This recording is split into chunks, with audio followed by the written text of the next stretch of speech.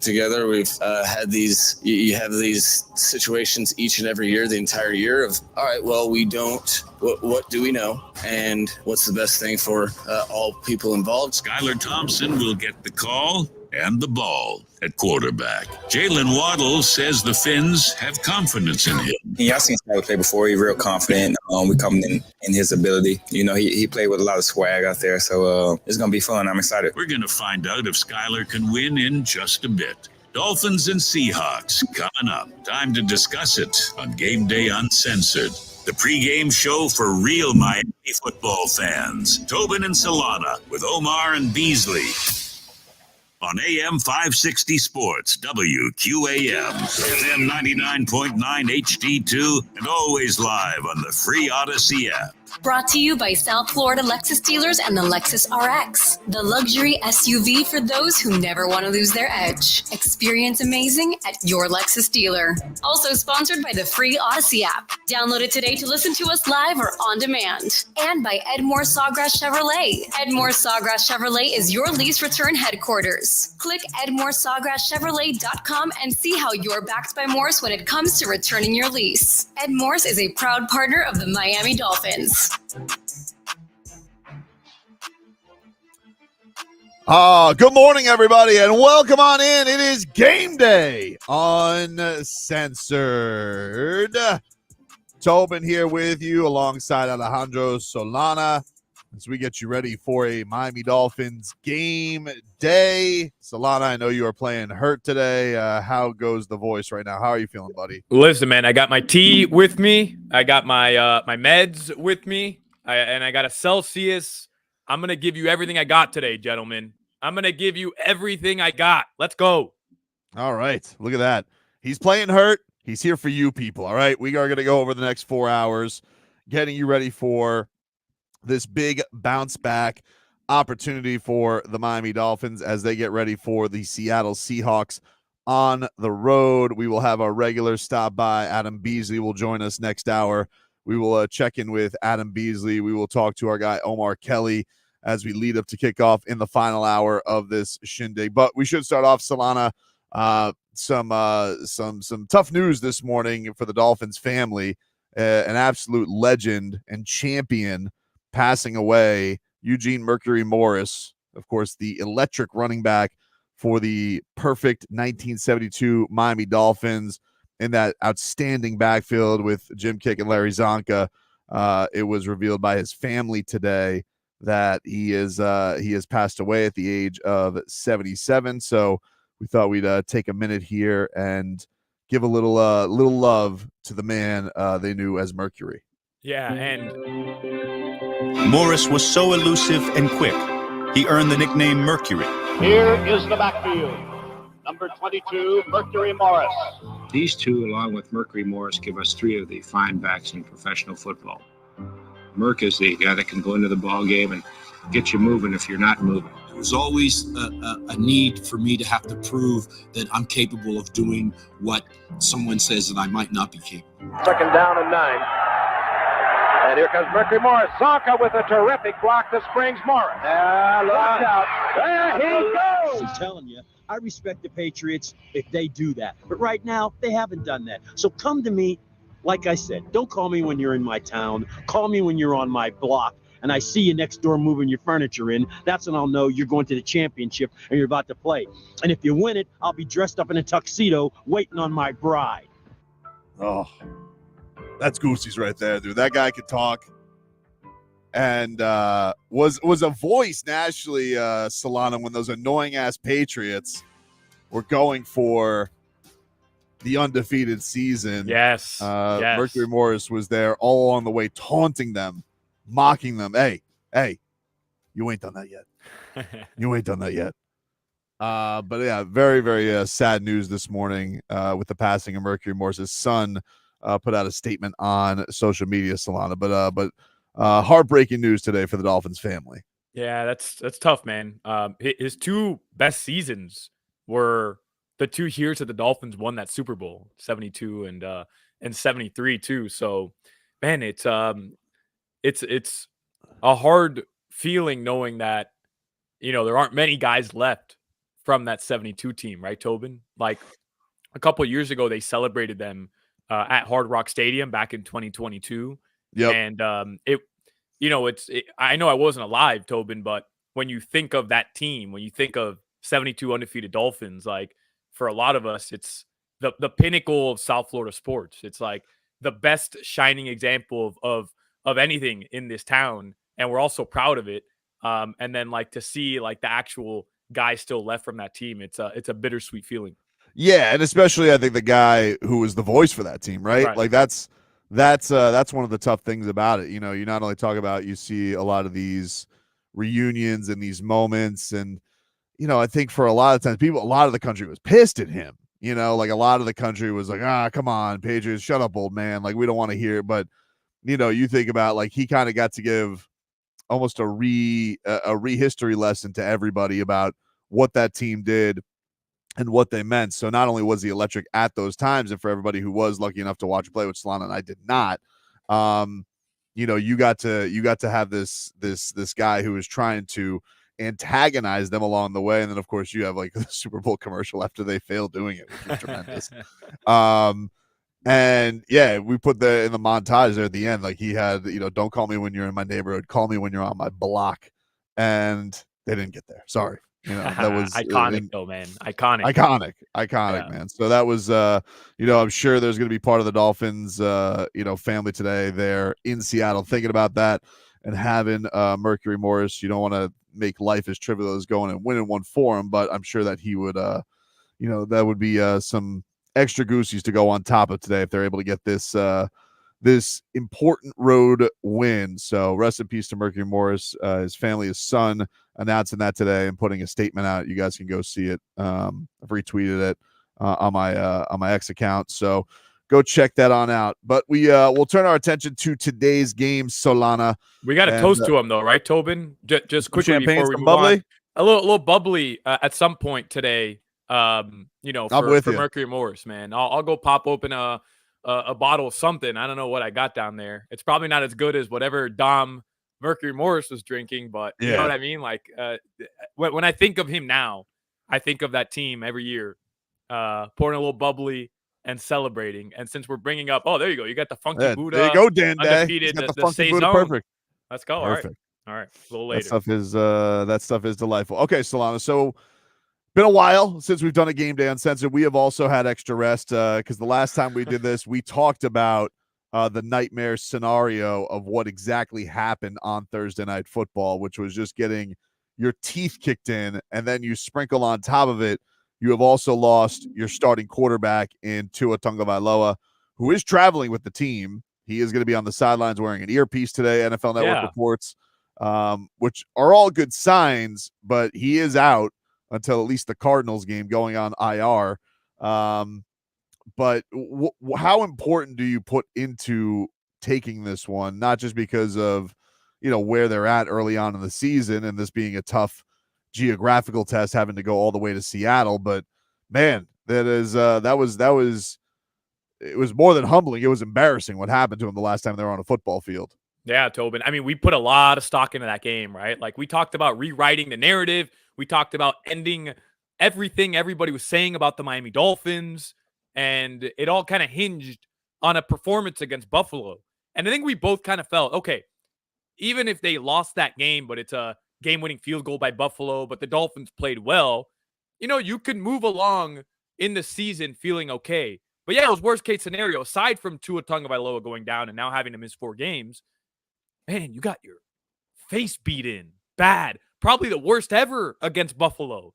So did they narrow the gap when healthy, Tobin? I don't know. But now you're in this situation. 4 games without Tua Tagovailoa, including a bye week mixed in. If you want to salvage this season and you want to send a message, you win today, right? Like, hey, we can survive without Tua. This one, to me, feels more important than any of the others. You mean so like if you win today, it definitely will set a tone, I think, to handle this without him for sure, because I do think of the 4 games, if you were just to look at the matchups on paper, although the Dolphins without their starting quarterback, everything is going to be a challenge. this for sure was going to be the most tough. Even if you had to, I think when we looked ahead, we're like, all right, after that Bills game, the schedule really softens up. And this is still going to be a challenge because you have to make such a trek to a known place that has a big home field advantage. A team that knows your defense because they're both Baltimore Ravens cousins, with Mike McDonald being the head coach of that team. But yeah, I think if they are able to pull this off today and they're able to get the win and they're able to get more out of their stars and Skyler Thompson doesn't screw this up, yeah, I think it's going to go a long way for the next 4 games without Tua and the 3 that follow afterwards. This to me is a huge tone setter for them. Yeah, I just feel like, man, the schedule isn't necessarily that difficult, Tobin. Like, they're not playing San Francisco and whatever. But if Skyler Thompson comes out, let's remember, I know we're going to get into this a little bit further later, right? Like, did the Dolphins make the right decision? Whether it was Skyler Thompson, Mike White, whatever.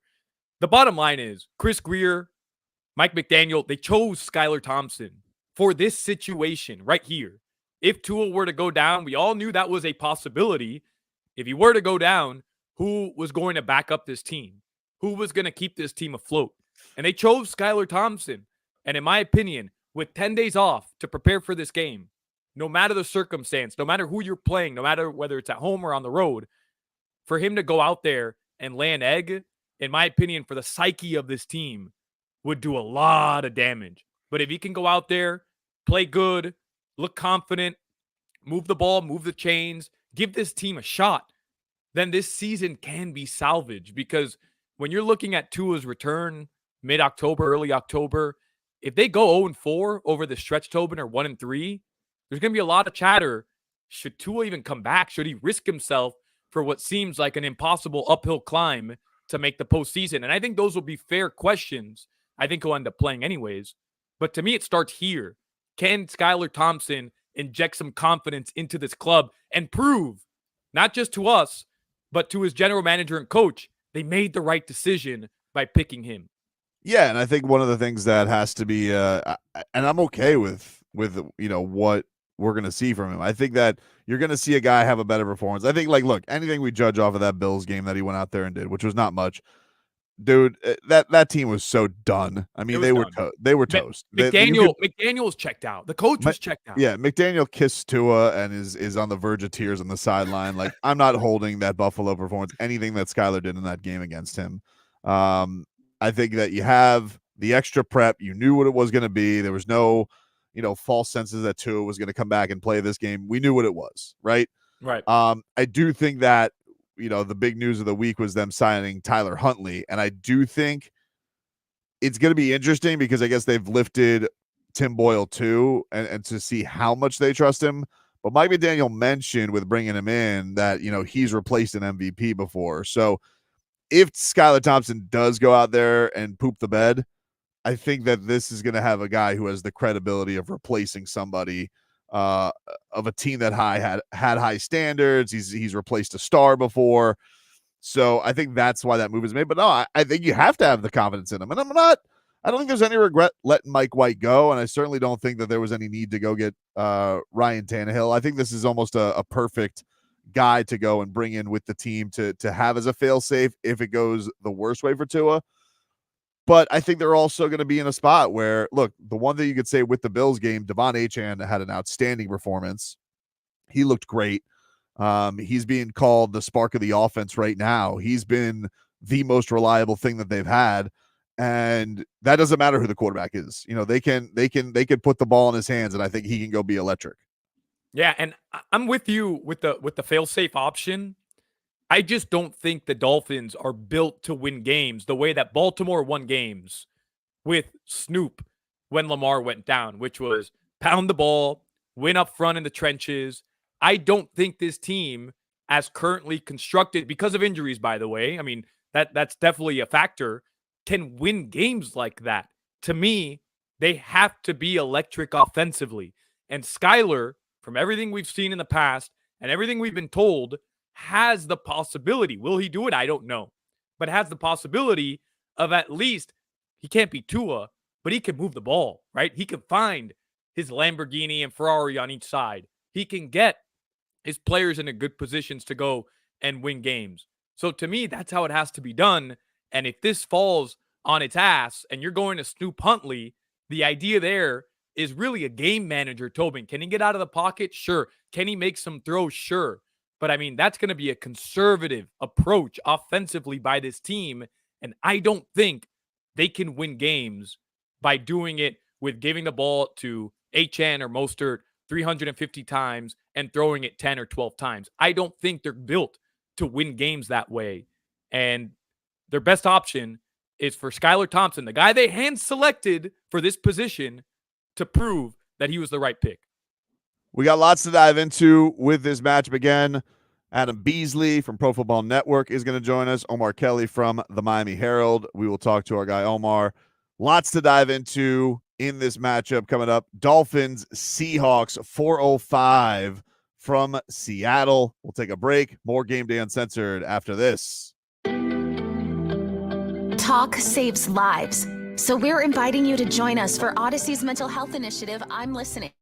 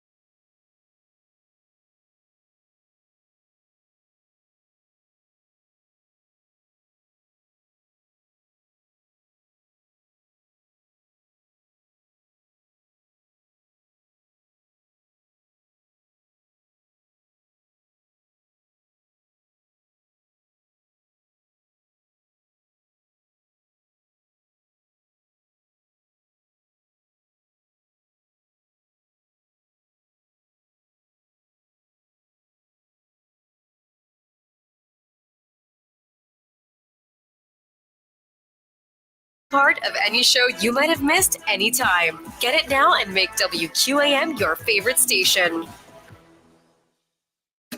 Now, let's get back to Game Day Uncensored on AM 560 Sports, WQAM, FM 99.9 HD2, and always live on the free Odyssey app. Brought to you by South Florida Lexus dealers and the Lexus RX, the luxury SUV for those who never want to lose their edge. Experience amazing at your Lexus dealer. Also sponsored by the free Odyssey app. Download it today to listen to us live or on demand. And by Edmore Sawgrass Cadillac.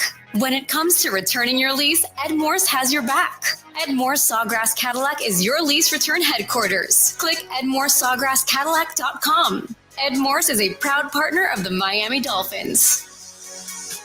All right, welcome back, everybody. It's Game Day Uncensored. We roll on here, 560 WQAM. Streaming live on the Odyssey app, AUDACY, free in your app store, and on YouTube and Twitch, the channel, Miami 560 WQAM. Being produced by Dan Day today, by the way. You can hear Dan, Game Day Uncensored, post-game edition. What time do you guys go on tonight, Dan? What is the airtime for Game Day Uncensored post? 7 to 10. There you go. 7 to 10 tonight. Getting you reactionary, hopefully, to a Dolphins win out on the road, getting ready for this game. Dolphins are right now, it says on ESPN they're 4-point favorites. I thought it was 4.5 earlier today. So dogs, right? Dogs. What do you got, Solana? No, I'm saying they're 4.5-point dogs. Not favorites, dogs. Hold on one second. I'm just looking.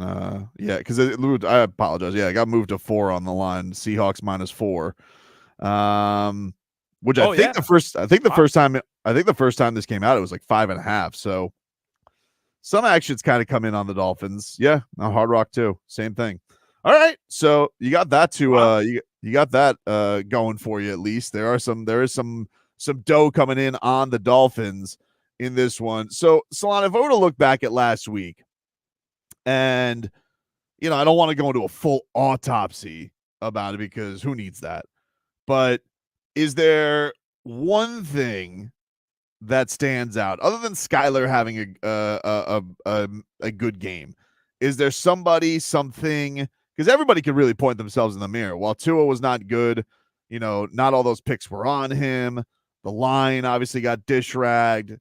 I mean, the depth at wide receiver, the amount that the stars are playing. Is there something that just sticks out in your mind of like, hey, this can't happen again if you're going to have any shot in hell against Seattle? Yeah, I mean, look, we can look at on the field, right? But we kind of know what we're going to expect in terms of everybody but Skyler. The big question mark is Skyler. Okay, so to me, Tobin, I've been thinking a lot about this. Mike McDaniel cannot get outcoached in this football game.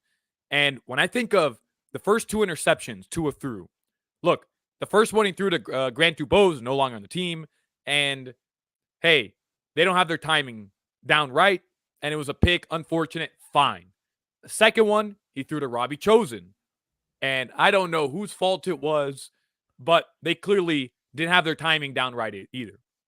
On both of those interceptions, you have your 2 highest paid wide receivers in franchise history on the sideline, throwing 20-yard routes to guys who have been on the team for 2 weeks. That's on the head coach. Period. End of story. There's no reason why Tyreek and Waddle are on the sideline and you're throwing bombs, not bombs, but 20-plus yards to guys who have been on the field or on the team for 2 weeks. There's no reason for that. And then there's other instances in the game where I thought Mike McDaniel at the end of that first half drive looked real shaky, looked like he wasn't exactly sure what he was trying to do. That can't happen today. You're going up against a rookie head coach in a very unfortunate situation without your starting quarterback. Mike McDaniel has to be on his bleep. He has to be on his bleep. This has to be one of his better games. I don't disagree with you, man. And not only do you have a rookie coach, but you have a rookie coach who it's the rare guy. Typically, when you have a new coach, a new system, it's a little bit of mystery there. You quite literally have a guy who was on this coach's staff last year who is running the same defense. Yes, everyone's going to have their own different intricacies and do something a little bit different. But Anthony Weaver, no one's going to know how he ticks more than Anthony Weaver. No one. Maybe both of the Harbaugh brothers, because he's basically been ping ponging between Harbaugh's Mike Macdonald his football coaching life. But you have as good a cheat sheet as you could to help you figure out, hey, what's the best way to go about this? Where are the places we could go and expose these types of things? You know what? Look, I know the players aren't the same necessarily of what you got going on there. They don't look like they're going to have Jerome Baker today, former Miami Dolphin. He's doubtful with a hammy. But all that being said, I'm with you. Like, hey, this is one of those where Mike McDaniel's got to have a welcome to the NFL moment for Mike Macdonald, and I hope Mike's done some soul searching, because this Sean McDermott, we talk so much about Josh Allen and how Josh Allen's owned the Dolphins, and all that's very true, right? But this Sean McDermott basically went out there and embarrassed Mike McDaniel with scrap heap guys. Like, they were falling apart outside of their front four. Like, just dudes they're just throwing out there. This is not the first time that's happened. He has just figured out how to snuff out all the gimmicks and not get burned by it. And so, yeah, I think this is a big one for Mike McDaniel. Certainly. I agree with you there. Let us hear from the long-winded Dolphins head coach as the lead up into this game. And Mike McDaniel letting everybody know that everyone on the team needs to think about how they can improve so a game like Thursday doesn't happen. The hard thing is to say, whatever, let's tune up our game. I don't care about what other phases are doing. I don't care about what other positions are doing. How do I relate to, our ultimate job? As we've said, our job is to get the ball back. Well, I think teams are 18-3 in 2024 when the turnover differential is in the plus. So, but that doesn't help anyone get better if you just focus on, hey, I'm good. So to me, worried about our standard and focusing on winning the next game is absolutely the most important thing that this team can learn, especially after nobody on the team saw the end result coming. But now I feel like our team understands why it did, and then what our objectives are to clean up our game as fast as possible. There you go, Mike McDaniel this week. Another week where they have to figure out what happened against the Buffalo Bills when the same thing always happens against the Buffalo Bills. Crazy, man. We're gonna find out, right? Like, who's McDonald's and who's McDowell's in this game, because they have McDonald as a coach. Right, but it's a coming to America. I understand the reference. I'm understanding the coming to America reference, but his name is McDonald. Wow, man. Tobin, you just bleeped all over my joke. Damn, give me one, Tobin. Give me one, bro. Give me one. Come on. Like, my voice hurts. No, but, this Mike Macdonald, highly touted, right? Like, everybody spoke wonders of him, and they're 2-0. But, Tobin, they're 2-0. They're squeaking by scrubs. Let's be honest. New England, after week one, we're like, And then Thursday Night Football comes around. Yeah, the Patriots are going to suck. All right. So they squeaked by New England. They won some bogus game week one versus Bo Nix. Are you kidding me? So, yeah, Mike Macdonald, nice little entrance to the NFL. This should be an area where the more experienced, savvy head coach, the guy everybody says is the darling head coach, the future of the NFL, comes in and humbles his ass. That's what I want to see. I think I don't remember the exact record, but I think Bees tweeted out that Mike McDaniel as a road dog 2-9. 2-9. I think is the record. Yeah. You need it would be nice. Hey, does he have that Tomlin in him? Does he have that? Hey, can you go win a game that you're not necessarily supposed to win? That you're not necessarily, like, this isn't the most vaunted. I'm not asking you to go beat the Chiefs at Arrowhead. I'm not asking you to go beat the Ravens. I'm not asking you to go win they're 2-0. You're right. But I'm not going to dog them like, hey, they're 2-0. Like, the Dolphins are not. So we need to see what this coach, has in his bag, especially with a quarterback. Here's the other thing too. He's had Skyler a long time. This is not a guy who hasn't been in the quarterback room, or this is his first year. If this was a rookie quarterback, okay, I can go out there and I can go have a 9-point performance like he did against Joe Flacco to win the. All right, fine. He's been here for 3 years. He beat out Mike White. He knows the system. He's gotten reps with all these receivers. Everybody's familiar with him. This is not some stranger who's coming in here, right? Right. This is one of those where, like, all right, you have a guy who knows the system. The system should be operating. Can he execute it? I don't know. But I don't want to see a lot of guys not in the right place. I don't want to see a lot of guys still being mismanaged. I know it's going to be loud as hell there, and they're going to try and rattle this guy. But this isn't some puppy that they got out there. This is a kid who has been with the team now for 3 years, making his first start in 2. But he should be aware of all of this stuff. I'm not giving that pass all the way. I'll deal with reality. I'm not expecting Tua numbers. I'm not expecting 300 out there. Not that everybody is right now. The offenses have stunk, but I don't think, as far as like the operating of this offense, no, like this should still be running pretty smooth right now. Hey, Tobin, year 1 of McDaniel and Skyler in the playoffs against Buffalo, impossible situation. We gave Skyler the benefit of the doubt. Actually played pretty well, to be honest. And we gave McDaniel the benefit of the doubt. That was our third-string quarterback, rookie quarterback. I mean, it was a bleep show that year. Fine. Not only is this their hand-picked solution to if Tua went down, it is. It's year 3, as you mentioned, but they cut another guy for him, and they've purposely kept him off the practice squad so that other teams couldn't sign him to their teams. Yeah. Well, he was great that preseason.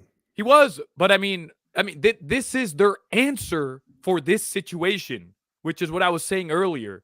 There's no more, well, it's our backup. I'm with you. You can't expect a backup anywhere to be better than the starter, but he can't look like a deer in headlights. He can't. I mean, this is year 3 with a guy that you've had in your system. It's got to look good. It's got to look better than above average. We'll take a break here on Gameday Uncensored. When we come back, we will talk about the quarterback position a little bit more. Tua, he was placed on IR this week, but there has been some interesting stuff since being placed on IR about Tua's mood, his behavior, what he's doing. Is the team being overly cautious this time around? We'll get into that. Gameday Uncensored, back after this. Brian Radke here from Sunday Night Football on Westwood One. Mike Golick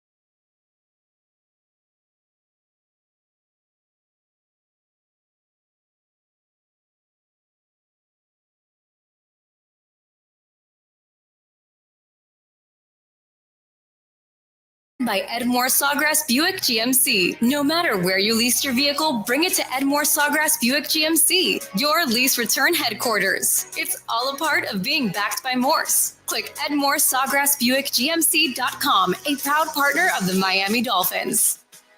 Welcome back, everybody. It's game day, uncensored here. 560 WQAM. We got some footy football coming up in about 15 minutes. We got the late slate today. Yes, sir. 4:05. So we got the one thing good about coming in studio today, Solana, a rare studio game day uncensored for me, although be there for Monday Night Football there next week as well. Got 2 TVs going. And I don't know what was happening with this Kyle Brandt because it's on mute. He's just like walking backwards, what looks like through his house. And I'm guessing just giving football takes, but I hated it. I hated everything. I wanted it off my television so bad. Why is he at home? Because it was some bit they threw to. And I think he was just giving, if I had to guess, just giving football takes, but it was quite annoying. Everything with him now, though, is like... Everything's a bit. Yeah, it's like an analogy in some weird way, tying it into his toaster oven. Like, just tell me what you think's going to happen in the game, bro. Yeah, do your thing where you love Josh Allen and tell me who you think is going to win. We guys let you know at the top of the show today, Mercury Morris, Dolphins legendary running back, has passed away. A couple of statements rolling in here, Solana. The great Larry Zonka has posted on Twitter. He says, very sad day for me and our Dolphins family. Hashtag never forget. Hashtag 22. Hashtag 782 Dolphins. Hashtag Perfectville. The team themselves have posted a statement as well where they say, we are deeply saddened by the passing of Dolphins great Mercury Morris, 2-time Super Bowl champion and beloved member of the 1972 perfect team. Morris left a lasting impact through his dynamic play, personality, and record-breaking performances. He loved the Dolphins, the fans, and the community of South Florida, and will forever be remembered as one of the greatest players to don aqua and orange. Our hearts are with his family, loved ones, and teammates as they honor his life and mourn his passing. Some kind words from Raheem Mostert as well today, where he said that he was thrilled that he got the chance to meet Mercury Morris. So 77 years old, and tremendously sad news today. Number 22, no longer with us. Speaking of Raheem is doubtful for today. He is dealing with a chest injury. So I guess he's dealing with some cartilage damage in the chest. Yeah. But he was limited in practice this week. There was maybe a thought, but they're being, of course, cautious with him and making sure he is all the way good to go. But the other injury story, obviously, that we've been talking about is Tua. And look, I just want to be clear on this. I want Tua to do whatever it takes for Tua to get healthy. And I understand with Tua, always comes extra stuff. This is not just X player got a concussion, although maybe it should be. It's this player got a concussion, and it happened in violent fashion. But it was weird to hear this week, Solana. I think it was actually Raheem Mostert who revealed this, that Tua's been in good spirits. Everybody says he's been in good spirits, kind of been acting normal. He's flying with the team. Mike McDaniel said earlier, we're not ruling out that he's going to fly with the team. Well, he is flying with the team. He's going to be in a very loud atmosphere. And, and doctors have told him, NFL Network said, doctors said you could do normal stuff. You could do, which is all great news. It's all great news. But here was Raheem Mostert earlier in the week, and this was him saying, so much so that him and Tua went to Disney on Ice after the Bills-Dolphins game. He seems to be doing good. He seems like he's in the upward trend. And I can't really necessarily speak on, his diagnosis or anything like that, but I could see that, he's still staying active and still doing what he can do on a daily basis and being as consistent as he possibly can right now with his life. So, I spent time with him last Friday. We took our families to Disney on Ice, and it was a lot of fun, just being with the kids and sharing that moment with our kids and each other and everybody else. And Janu's wife and kids were there as well. So it was good to just see him out there, see him still doing his daily activities and being Tua. And that was just 24 hours after the concussion. Yeah. Did you seem impacted by it that Friday night, the day after? at that moment, no, he didn't. But I think that he was more so dialed in on his family and his kids and even my kids. He was having fun with them. So, yeah, he seemed to be doing good then, and he's doing good now. There you go. That is Raheem Mostert. Latest update on that reminds me of Goran Dragic back in the day with the Miami Heat, where he'd always be like super honest on injuries, even though the team probably didn't want him to be super honest on injuries. But what do you make of that, Solana? Like, he's on IR. He's not going to play until October 27th at the very earliest. Are we reading too much? We're not doctors. We're not neurologists. I'm just spitballing because I remember the last time this happened, how much chaos and everybody was coming after the franchise. And there was some of that of, I don't want to see Tua play anymore. I want to see Tua retire. I don't think every player had this opinion on it. And I get it. I get with this guy. There's buzz. He's one of those guys. But are they being overly cautious for optics on this? Because we've seen quarterbacks. I know he's got a different type of pass, but we've seen quarterbacks, Brock Purdy, Kenny Pickett, recently, other players, hey, right back out there. So what do you make of all of this? Are we just diving too much into it because it is him, or are the Dolphins being, you think, overly cautious here because of it being this player? I'll say I was surprised, first of all, that he went on the IR. I didn't think he would. I shouldn't say surprised. I should say I didn't think he would go on IR. I thought he'd miss 1 or 2 games and come back. I think putting him in IR is the right decision, by the way, Tobin. Like, protect him from himself. But yeah, I think the Dolphins are being a bit overly cautious for optics because of the optics of his concussion. It's the fencing that makes everybody uneasy. It makes everybody uncomfortable watching it. I do. I feel uncomfortable watching that. I hate watching that. I'm not going to lie, but I'm not going to tell him or have an opinion on what he should do with his career. I think the Dolphins are going to do what any organization would do. I think the NFL will respect this decision, which is listen to what the doctors have to say. Clearly, the doctors aren't telling him to step away from football. And if they did, then the Dolphins and the NFL could intervene. But I don't think that's the case because, like you mentioned, this isn't a isolated incident. Maybe the fencing is, but I just don't think the science is there to where they're going to tell him to step away from the game because of it. Maybe I'm wrong, by the way. I don't like playing doctor. Yeah, I don't either. I don't either. Like, this is the thing. Like, none of us are doctors, and thank you. We all know. You've all, hey, thank you for your comments. We're not doctors, and obviously, yes, this is Tua's decision. Congratulations, we're doing a radio show. I'm just finding it. I do wonder though, like with him, because everything. Remember the last time, like this is different from last time. And when I say the last time that it was a vicious looking one. Thursday night football. The last time it happened, we didn't know. Like Tua had a concussion in the game. He was in a film session the next day with Mike McDaniel and said, I don't remember what happened. And then boom, he had a concussion. And then the season was over. And then Skyler, we all know Skyler Thompson has to play. So Teddy Bridgewater had to play, but then he got a concussion on the first play in New York, and then Skyler Thompson had to play. So the last time, though, the reason it was such a firestorm for the Dolphins was because he probably had a concussion against the Bills. Yep. He had some kind of a neurological injury. Something happened. He looked wild. He came back and won that game. Last time, you might want to remember, that was the last time they beat the Bills. And then, of course, he has what happens against Cincinnati, and everyone came after the Dolphins. Mike McDaniel. Everybody was, this is a cover-up. You guys covered this up. But this time around, there's some talk about should the guy come back and play football, and the fencing it looks scary. It does. Yeah. I mean, especially, not everybody reacts the way he does on his concussions. But if he's healed, he's healed. And I just wonder, like, if he's feeling better, was this completely necessary or is it the smart thing? Because like the thing that worries me is, all right, if this was something that looked a lot worse than it was, and that, like, is this how it's always going to be with him? Like, is it always going to be, if this happens, he's got to miss 4? Right.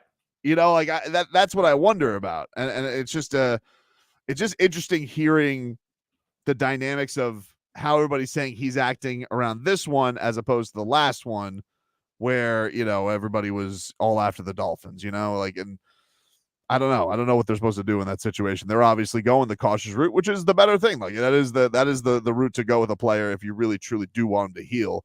But you wonder, is it completely necessary? We don't know. Yeah, I think it's a fair approach by the Dolphins, right, Tobin? Like gather everything that they possibly can over a week's time, and then they made the decision, and that's the decision. This is such a layered conversation. How do you operate as an organization moving forward? Take the context out of it. Take the fact that we're Dolphins fans out of it. Just if you're a general manager of any team, how do you operate moving forward knowing that anytime your franchise player takes a hit, and maybe he doesn't have a fencing reaction, Tobin, but he goes down and he's down for, 30 seconds, a minute, and he gets back up and he has to come out of the game. Now he has to miss 4 games. Is that the precedent now? Is that the standard now? Yeah. How do you operate moving forward under those conditions? I don't know. I can't make the argument for it. I just can't. And the last time that they did, like you said, the Green Bay game, where, hey, we thought that Tua was just having a terrible game. And like some guy on Twitter pointed out, hey, he got his head slammed on this. And if you look at the splits on the stat, like, so now it's all the, and now it goes back to the wonder of, all right, well, now every time does he have a bad game? Do I think that he had a concussion? Or do I think, like, it is layered. Here was Mike McDaniel. This was him on the decision to put Tua on IR. And he says it was a chance for him to just only focus on healing. The great thing about IR is there's, for a month time, there's no timelines. I always say that, but I'm not sure if people quite understand. Like, if you set a timeline based upon the information you have today, how much of whatever goes on is fulfilling the prophecy of that timeline? And is that the right thing? That's especially with competitors and stuff that can get, sometimes you can do more harm than good. I think regardless, not worrying about anything as it relates to timelines is very empowering for him as a human being to recover from injury. And that's steadfast, the only motivating factor that you have when you're dealing with players and their careers and their injuries. There you go. Mike McDaniel earlier in the week on why, and Mike McDaniel hates timeline questions. He's so against timelines. Hey, I'll tell you what, though. Raheem Mostert got a nice text message from Ann Nolan, who's the PR director of the Miami Dolphins. Hey, maybe don't talk about Tua's whereabouts the day after he had a concussion. I know that for sure. I'm sure you got a nice little talking to. But you know what? That's not on him. Like, you know what? It is nice to I think ultimately, like, here's what I guess I want to come off on this. Like, it's good news that Tua seems like he's doing better and that it wasn't at the point where he had to be in a dark room and not have any sensitivity to it. That's great news. He walked off, Tobin. I mean, think of Thursday Night Football. Yeah, I was there. He walked stayed off on the like ground. He walked off like Anthony Joshua walked off after getting knocked out 4 times yesterday. But he walked off. Remember Thursday Night Football in Cincinnati? Bro, I didn't know if he was alive for 10 minutes. I mean, on the TV, maybe you could see a better angle. I'm up in the booth. I swear I didn't know if he was alive. Yeah. I swear. So that was scary as hell for me, man. To see him get up and walk off and then get a nice little kiss on the noggin. I get it. It doesn't make it any better, but at least, hey, he was fine enough to get up. I think that matters. Well, it's going to be something we're going to have to follow over the next few weeks for sure. We'll take a quick break. Game Day Uncensored. We'll get into this matchup against the Seattle Seahawks. 2-0. Pretty banged up, though. But they got some stud receivers. They got a hometown QB who has revitalized his career there. We'll get into this matchup, the Dolphins, and what to watch out for coming up here at 4 o'clock. Back with more Game Day Uncensored after this. This hurricane season, keep it on AM.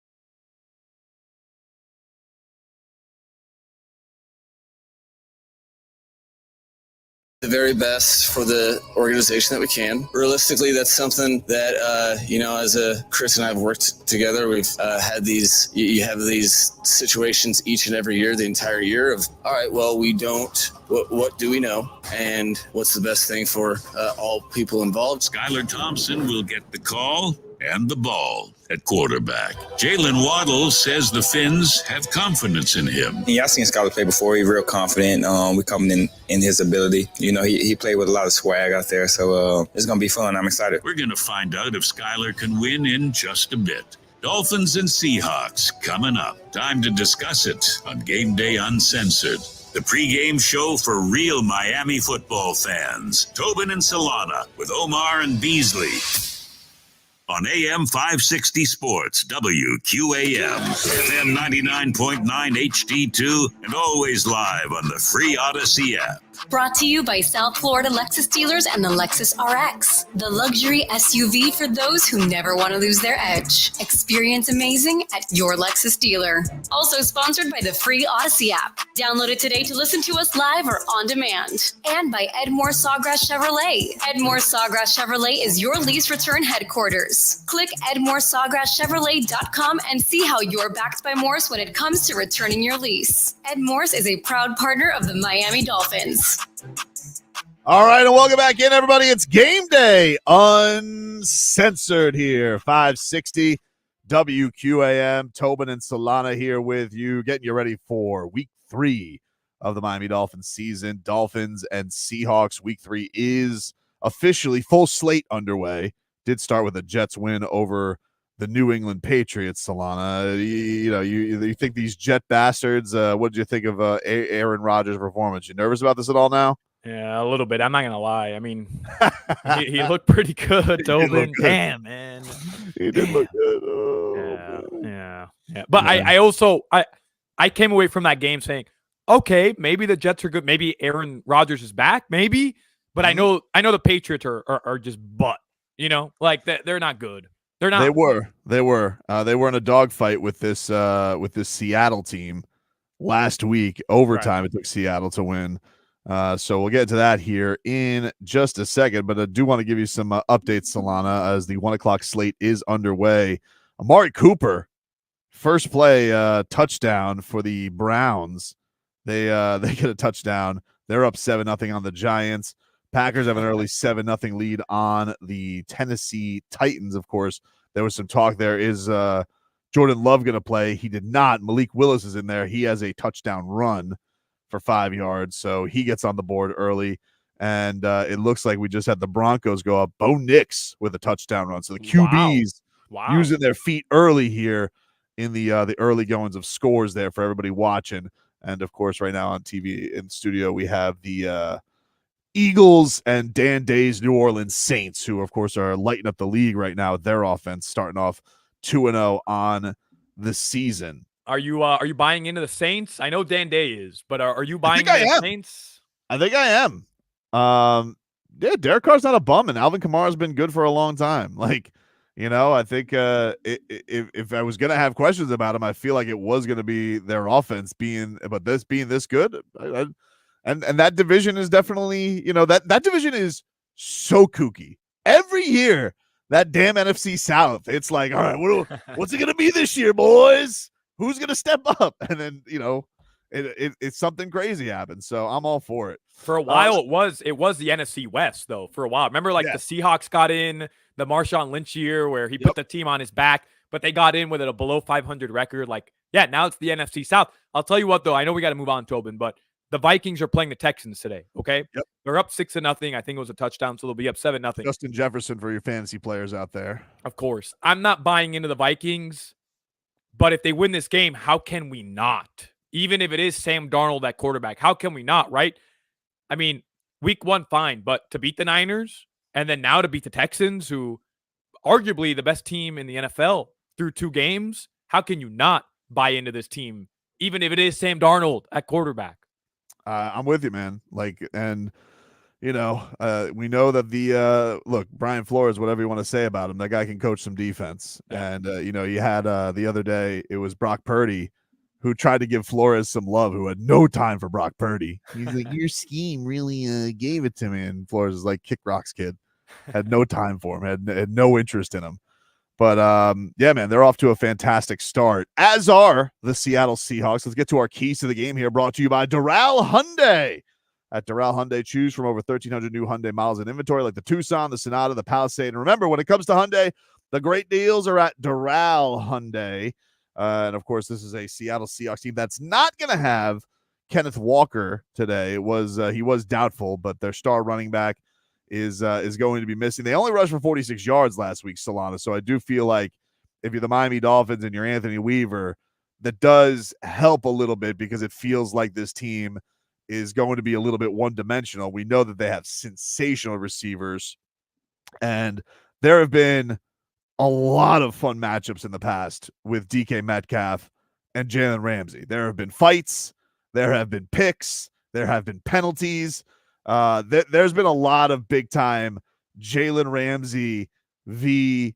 DK Metcalf battles that I'm looking forward to seeing today. It makes me respect Jalen Ramsey more because, man, anybody who would be willing to go blow to blow with DK Metcalf is an absolute lunatic. And I want that guy on my side, by the way. DK Metcalf has no body fat. Nope. Like, it's not normal. The dude is built different. But you say they have sensational weapons. I'm not saying that they don't, but I'd say the Dolphins have better weapons. Like, DK Metcalf is really good. Don't get me wrong, Tobin. But he's probably not a top 5 wide receiver in the NFL. And, you know, like, the rest of their weapons are good, but they're not elite, right? So, I mean, they have a really good receiving core. They're deep. There's no doubt about it. They're banged up at running back. I don't think they have, like, elite weaponry. I just think they're really, really good. Yeah, I mean, like, look, you know, I don't think when you compare the Dolphins to, you know, their top 2 receivers to anybody, we're going to be like, oh, their receivers aren't good. Yeah. They're a challenge. Like, you're going to go in there and you're going to have, you know, both they had 2 guys go for over 100 last week. So, I mean, that's what they're going to have to go. And Geno Smith, he's going to sling the ball all over the place. He's definitely in a place in his career where he feels, you know, more comfortable in Seattle. Now, again, we could go back to last week against the Patriots and we see what happened to them this week where they got carved up. Maybe this is a Patriots issue. I don't know. But I definitely think that this is one of those Dolphins defensive performances where it does feel like it's interesting because we have a Dolphins team that is going in there with a backup quarterback. So you think that they're probably going to lean on the run game. And then we have a Seahawks team that doesn't have their star running back. They're probably going to lean on the pass. Right. And 2 defensive coordinators who both know each other very, very well. They both know this about each other's team. So it's almost like which side can either get to their strength more or which weakness or perceived weakness performs a lot better than we think it will going into this game. Or who's just going to make the least amount of mistakes. True. I mean, it could be that simple, man, right? Like, if you're the Miami Dolphins, look how the Falcons won versus the Philadelphia Eagles on Monday Night Football. It was just, don't mess up, don't mess up, don't mess up, don't mess up. Oh, my God, we have a chance now to go win the game. Like, if the Dolphins can be in that situation, I think you would take it 10 out of 10 times today, given the circumstances. But like I mentioned earlier, I understand the idea of let's pound the ball, let's run the ball, and I get it. Okay, I do, because we're used to that in football. Hey, your quarterback's out, go win the game, go run it 10, 20 times every time you get the ball and try to win the time of possession. Don't turn the ball over. But, man, Tobin, don't you want to see a Skyler Thompson without handcuffs today? Yes, because I think that's the best Skyler Thompson. Like, the guy we fell in love with and the guy who earned a roster spot, he wings that thing, man. Like, he will let it rip. And I think it is kind of exciting. It seems like Eric Ezukama is going to be active today. That's pretty exciting. First of all, one, for his health. I think he's a player. Everybody likes the talent. We just haven't seen it regular season production wise, but he's different. Like, they can use him all over the place in preseason. I know this is all with a caveat of preseason, but he makes big catches. I remember watching him in that was like the last training camp where I would go to training camp a lot. And like his rookie year, every day the guy was making a big play. You're like, wow, this guy is something. And I'm like, man, I hope he's not like the next Derek Hagan. Like, he's just a preseason player. I hope that he is going to be something for real. But we all know there was something special about his connection with Skyler Thompson. Yes. Something about it. Something about it. So I hope that, yes, I want the Stars to perform, but maybe for Eazy-E, like, these guys, DeBose, Chosen, no disrespect, cool, but like, I've been wanting to see an Eric Ezukama breakout game, or to see him be like, has this all just been smoke and mirrors, or is this legit with this guy? So that when you mentioned a gunslinging Skyler Thompson, the first guy I go to is Eric Ezukama, because I feel like that's what we all fell in love with. You can be nice. You can say no disrespect to DuBose and Robbie Chosen. Like, I'll say it. Disrespect. I don't want to see those guys anymore. I'm sorry. I just don't. And maybe that's unfair of me, but I just don't want to see them. And sometimes you need a spark, right? Like, things aren't going your way. Your quarterback's out. You have your backup in. You need some sort of spark, some momentum shifter, something your team can rally around. And it might sound silly, and it might just be because you and I watch so much preseason and we fell in love with these guys and we get duped by preseason. But, man, tell me Eric Ezukama can't be that rallying point. Tell me he can't, Tobin. I think he can. I'm not expecting him to have 100 yards receiving today, but be impactful, right? Make your presence felt today with Skyler Thompson. I don't think that's asking for too much, especially if Tyreek and Waddle are receiving the majority of the attention from the defense, as we expect they will. We'll take a break here on Game Day Uncensored. More to come back after this. WQAM broadcasting live.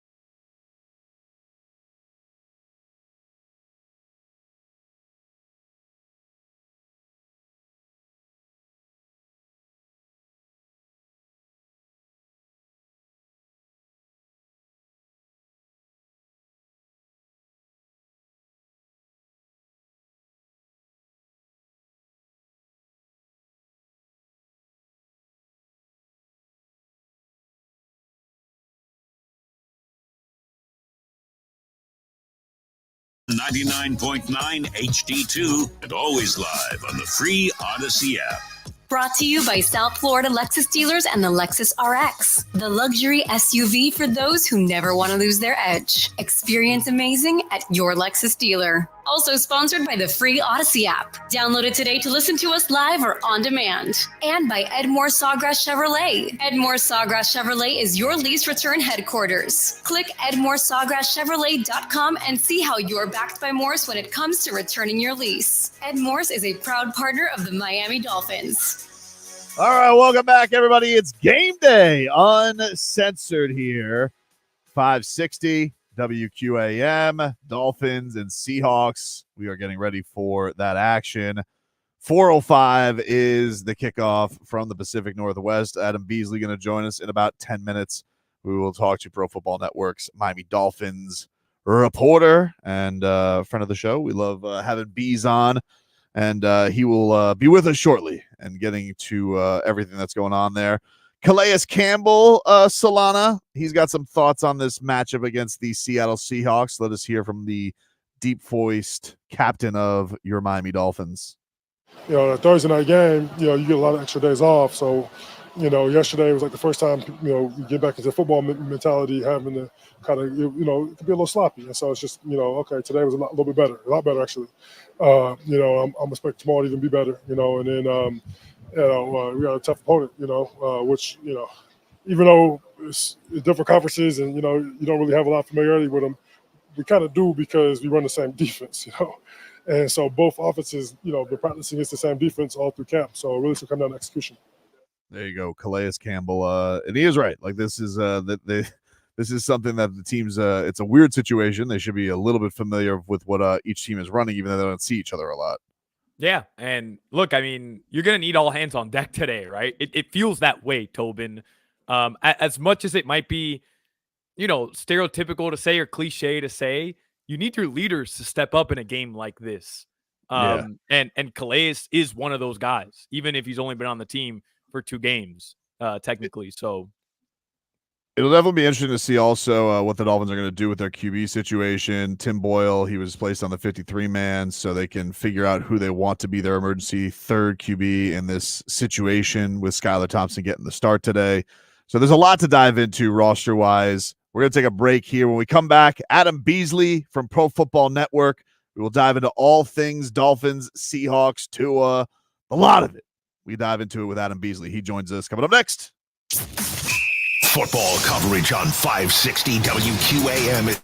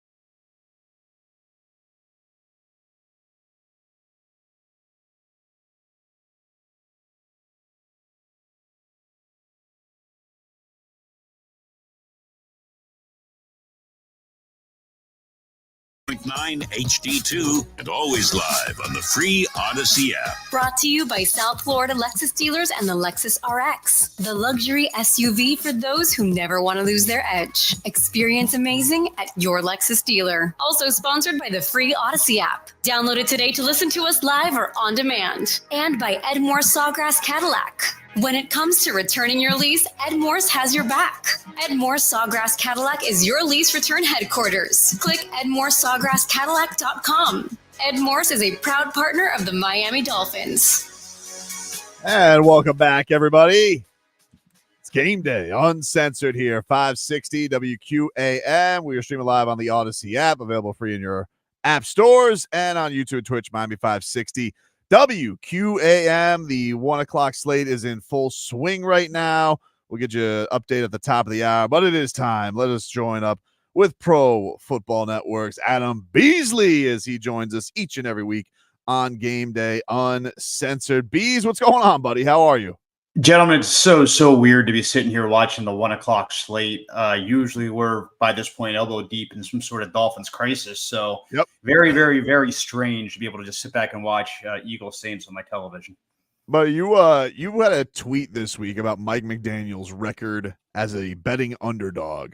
And we were talking about this earlier on in this show. How big a test do you think this is for Mike McDaniel? So, a man who's got some guru to him, has the high-flying offense. He's going up against another young guru in Mike McDonald. Big trip, no starting quarterback. Just what does Mike McDaniel got to show you in a game like this? That his offense can function when Tua Tagovailoa isn't in the lineup. I mean, I think that is number one far and away. 2022 is weird because they had a 7th-round rookie in Skyler Thompson as their number 3. We almost forget that Teddy Bridgewater was on that team in 2022 because he played so little. But no matter who the quarterback was, aside from I think maybe that Vikings game 2 years ago, that offense did not function at all. They only won one game down the stretch getting the playoffs because they were playing the Jets, and the Jets were horrendous on offense. I think the Dolphins won with 11 points that week. But beyond that, here's a crazy stat, guys. Skyler Thompson, drives that he started and finished in the NFL dating back to his rookie year, including the playoffs, 55 drives he started and finished for the Miami Dolphins.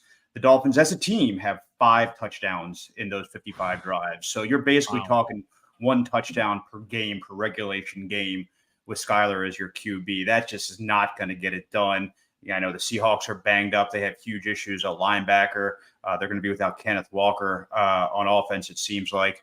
But regardless, the Dolphins are going to need to score points both today and the next 3 weeks to win games, and they simply haven't with Skyler Thompson. So you mentioned the test for McDaniel. He's got to show that he can adapt.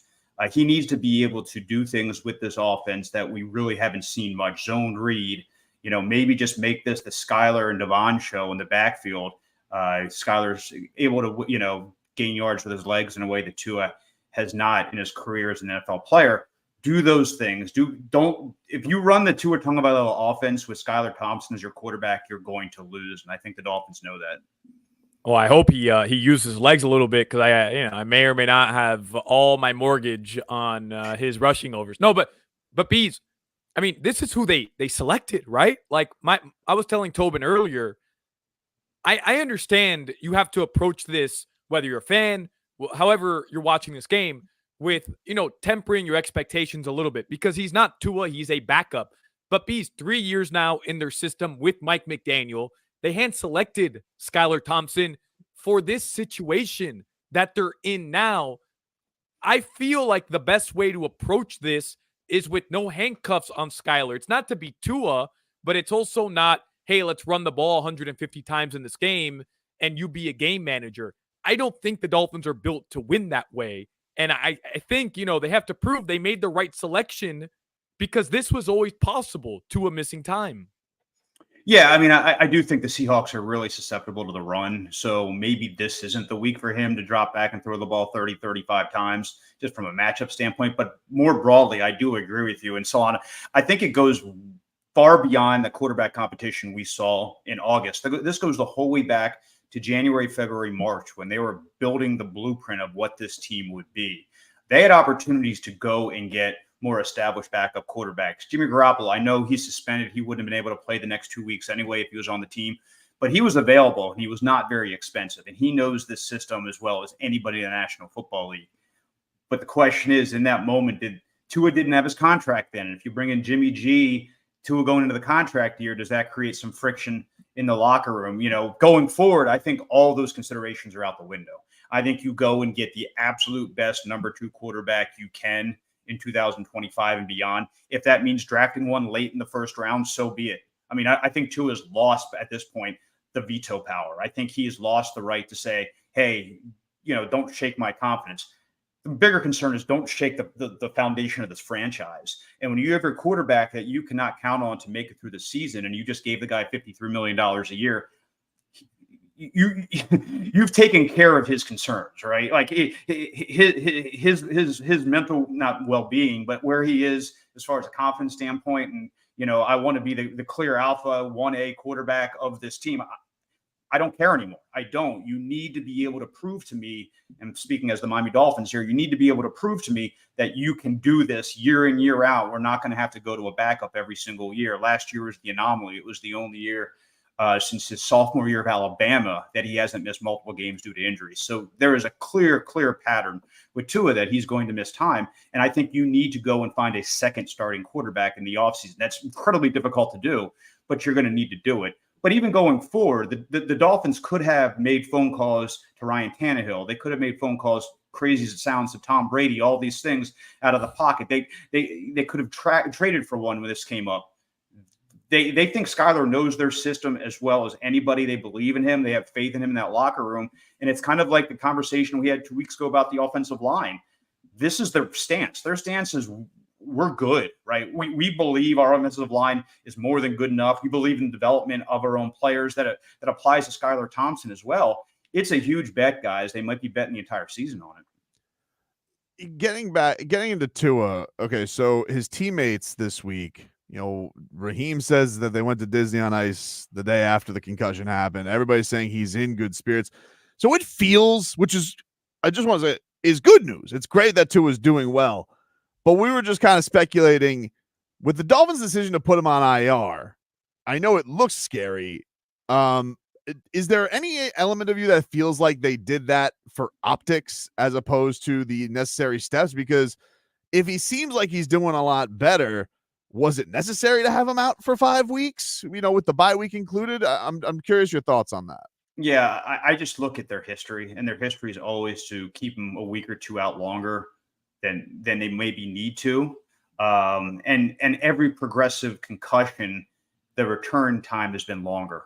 Like right after that Bengals one, I think he missed 2 games.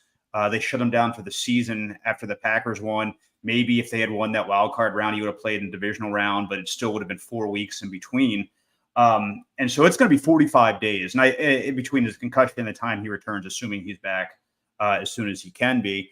I think it's because of the science behind how your brain chemistry works when you're concussed. And certainly it's great news, to your point, that he's able to travel with the team and be on the sideline and have the earpiece in during the game and be able to talk to Skyler and all these things that, good teammates do when they're able to. That's all great news. And I think it's a fantastic sign that he'll return at some point this season, which wasn't a sure bet, a week ago Thursday night. We didn't know at all what was going to come next. But what they absolutely cannot do is have Tua come back in 3 weeks and get concussed again. Because not only the person, obviously it's terrifying for, right? You want to make sure your guy has got a future and he's able to be cognitively aware of what's going on around him when he reaches his late 40s, early 50s, all these things. You hear these terrible stories.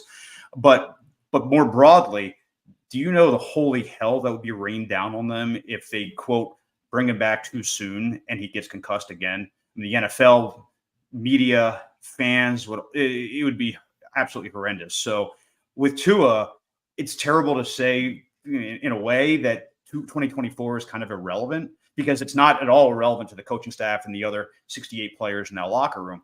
But for Tua, I mean, they didn't pay him just for 2024. They paid him for the next 5 years. And they want to make sure they have every opportunity to have him on the field going forward. It's just I get the reaction. Like, wait, the Dolphins sandbagging here? Why is Tua on IR? This is ridiculous. He's able to go to Amaranth Bank Arena or whatever the night after he gets another concussion. There are differing degrees of severity of concussion, obviously, but the science is pretty clear that back-to-back concussions are terrible, terrible, terrible news. And I think they're doing everything you can to guard against that. To be fair, Disney on Ice isn't exactly playing an NFL football game for all those detractors out there who are upset about that. Bees, we could talk about Tua in the future, but we're going to have time to do that. Regarding today's game, you wrote for Pro Football Network that, hey, the Dolphins signed Snoop Huntley. Implement him today. He could be a spark on offense. I think you had mentioned 5 or 6 play package that could just spark things, right? But yesterday, the Dolphins signed Tim Boyle. So even though Tim Boyle could technically, we'll find out, but could technically be QB2 now, does that take any sort of package or any sort of play or any sort of appearance off the board for Snoop Huntley today, in your opinion? We'll find out in about 45 minutes when they release inactives. But the only way that's possible, Alex, is if they have 3 quarterbacks on the active roster, on the game day 47, 48, whatever they call it. Most teams don't do that. If they have a third quarterback, they're inactive and they're emergency. They can only play when the first 2 gets hurt. But if Snoop's the number 3 today and he enters the game at any point, those other 2 quarterbacks are done for the day. So that's just how the NFL rules work. So for us to have that, pie in the sky pipe dream that I wrote about, either all 3 quarterbacks would have to be active today, or the Dolphins just elevated Tim Boyle to be their number 3, which seems bizarre if they would do that. But yeah, that's the only way we'd be able to see. But I don't think we should preclude seeing Huntley down the road at all, particularly if Skyler struggles today. My guess is they would give, even if he's bad today, they'd give Thompson two starts to kind of figure this thing out. But if he goes 0-2 and they're terrible these next 2 weeks on offense, all options are on the table, including starting Snoop and whatever that be week 5. Tyreek Hill said this week, he was talking about Devon Achane, and he said that he's the spark for the offense right now, which is a nice teammate thing to say. But respectfully to the Cheetah, he's supposed to be the spark for the offense. Like he is one of the best players. He was literally voted the best player in the NFL. What kind of pressure goes on him and Jalen Waddle over these next 4 weeks to step up and be guys who can carry the load and pick up their quarterback no matter who's back there? Yeah, there's a lot of ways to get into this. They're going to see these 2 deep safeties. I know this was the week of the 2 deep safety conversation. Mel Kiper saying it should be outlawed and all that nonsense. But the Dolphins have seen an insane amount of cover 2. I think like 37% of the snaps by the Bills were in cover 2. They've seen a ton of zone. I think 80% of the Bills snaps were zone defense.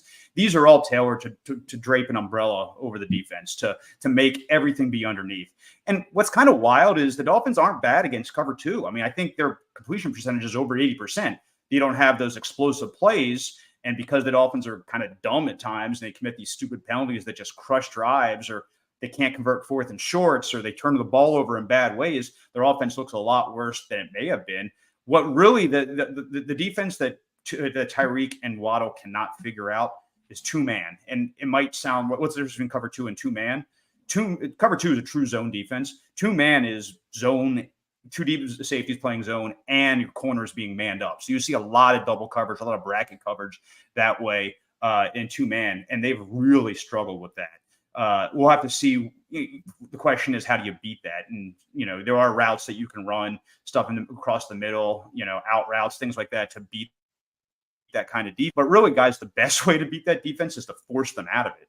And to force them out of that, you run the ball down their throats, right? Like there's light boxes people are talking about, oh my God, how do you beat 2 deep? Well, since football was created with the forward pass, you beat 2 deep safeties by beating up on a light box. And that's what they're going to have to do. So yes, I completely agree that 65 yards combined, I think is what it was by Cheetah and Waddle last week. Completely unacceptable. Cannot do that, particularly in let's not kid ourselves. The Dolphins put a lot into last week. Like this was, all games are created equal. That's bunk. Like that was a really, really, really significant game for that team, that offense in particular.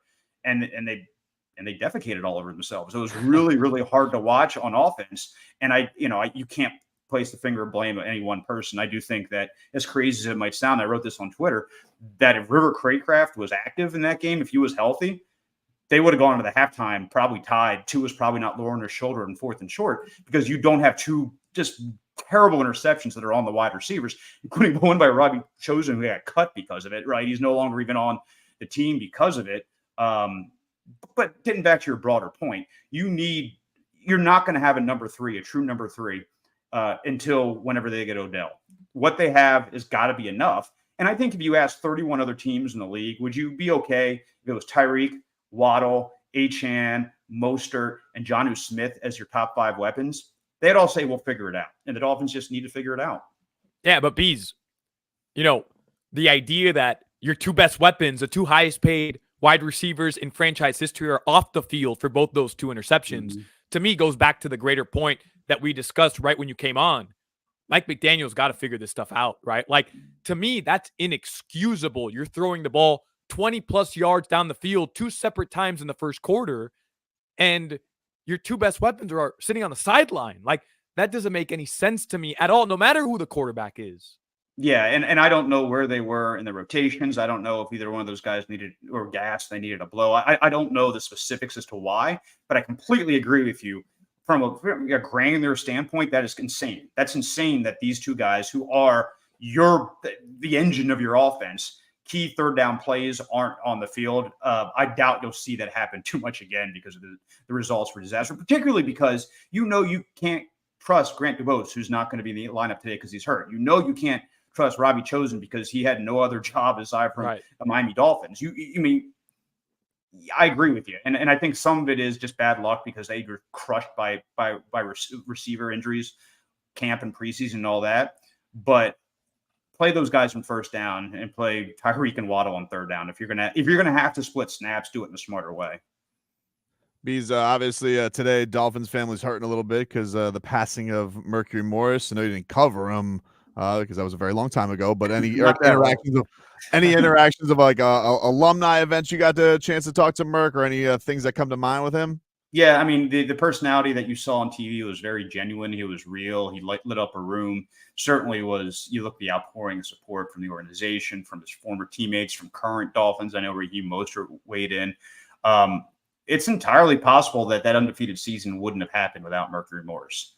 And we can talk about, all the other impacts he's had off the field, and, the 4 or 5 decades he spent in South Florida after he played. But just from a football standpoint, they had kind of hit their ceiling with Jim Kidd.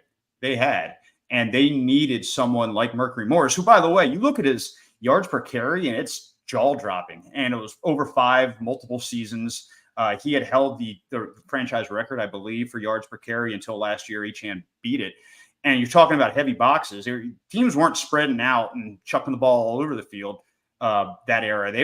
Everyone knew what the Miami Dolphins were going to do on offense. And Mercury Morris was able to do it at a level that we had not seen until just this past year. So, obviously, I mean, he's not in the Ring of Honor. I guess if he hasn't been at this point, he's not going to be. He's on their honor roll, though. But no doubt he is one of the iconic, most important, most significant players in this franchise's history. And his loss will definitely be felt. Bees, I felt this way. I got to travel with the team and like getting close to Joe Rose, Jimmy Cefalo, Bo Camper, Nat Moore. These guys love the Miami Dolphins, right? Mm-hmm. Like I always think of it from the perspective of a young person nowadays who all they've seen is mediocrity, and all they've seen is, today going in with a backup quarterback and an organization that has had some dysfunction. But I think Mercury Morris was such a great example. Talked to Mark Duper on Friday. He's like, the Dolphins are my football life. And I think so many of these guys, because of how great this organization was, like they genuinely loved the Miami Dolphins. And I thought Mercury was like a shining example of that. Zonka, another shining example of just how great this organization was for so long. Yeah, and you really, to your point, you don't see a lot of that anymore. Like I've been on this beat since 2012, and I've seen a lot of players come and go. And, from 2000 on, who are the key alumni from JT, that? Zach Thomas, right? Well, yeah, but Pouncey maybe. But yeah, JT and Zach, but guys, they retired a long time ago. Yeah. Like they did, but like who in the last 15 years has gone into media, has been a real big face of this franchise? It's, I think it kind of speaks to, hey, it's that team was together forever. The 1972 team, I mean, like those names for a decade were synonymous with Miami Dolphins football. You don't really have that so much anymore, so that's part of it. But I also think like players don't like being around bad situations, and they don't like, yeah, I'm sure, there are a bunch of players that, okay, perfect example is Cam Wake. Like you don't hear much from Cam Wake around the Miami Dolphins anymore. You just don't. And I don't think it's because the Dolphins are mean to him. I just think that he didn't have the experience that people like Mercury Morris had. And it's going to be, and I think it seeps down to the fan level as well. Like this generation of Dolphins fans, casuals, and they enjoy the Instagram aspect of going to games and all that. But those that get up every morning and rush to their phone or their computer to read the latest from the Miami Dolphins, like certainly I did when I was a kid, not about the Dolphins, but up north when I was a sports fan growing up north. I don't know how much of that there is anymore. And I think it's because a quarter century now, they've just been irrelevant's not the right word because they're always in the news, but just not consistently competitive at a high level. And we thought this year was going to be the year that maybe, continued the trend in the right direction. And then last Thursday happened. And it was just really tough. That's the thing that was, that was kind of the cool is like the last public chapter of Mercury, because it felt like, he got to peacock about how great the franchise was, mocking the Patriots, the entire, and people were like mad at him, like, oh, how could you say not on my block, blah, blah, blah, blah, blah.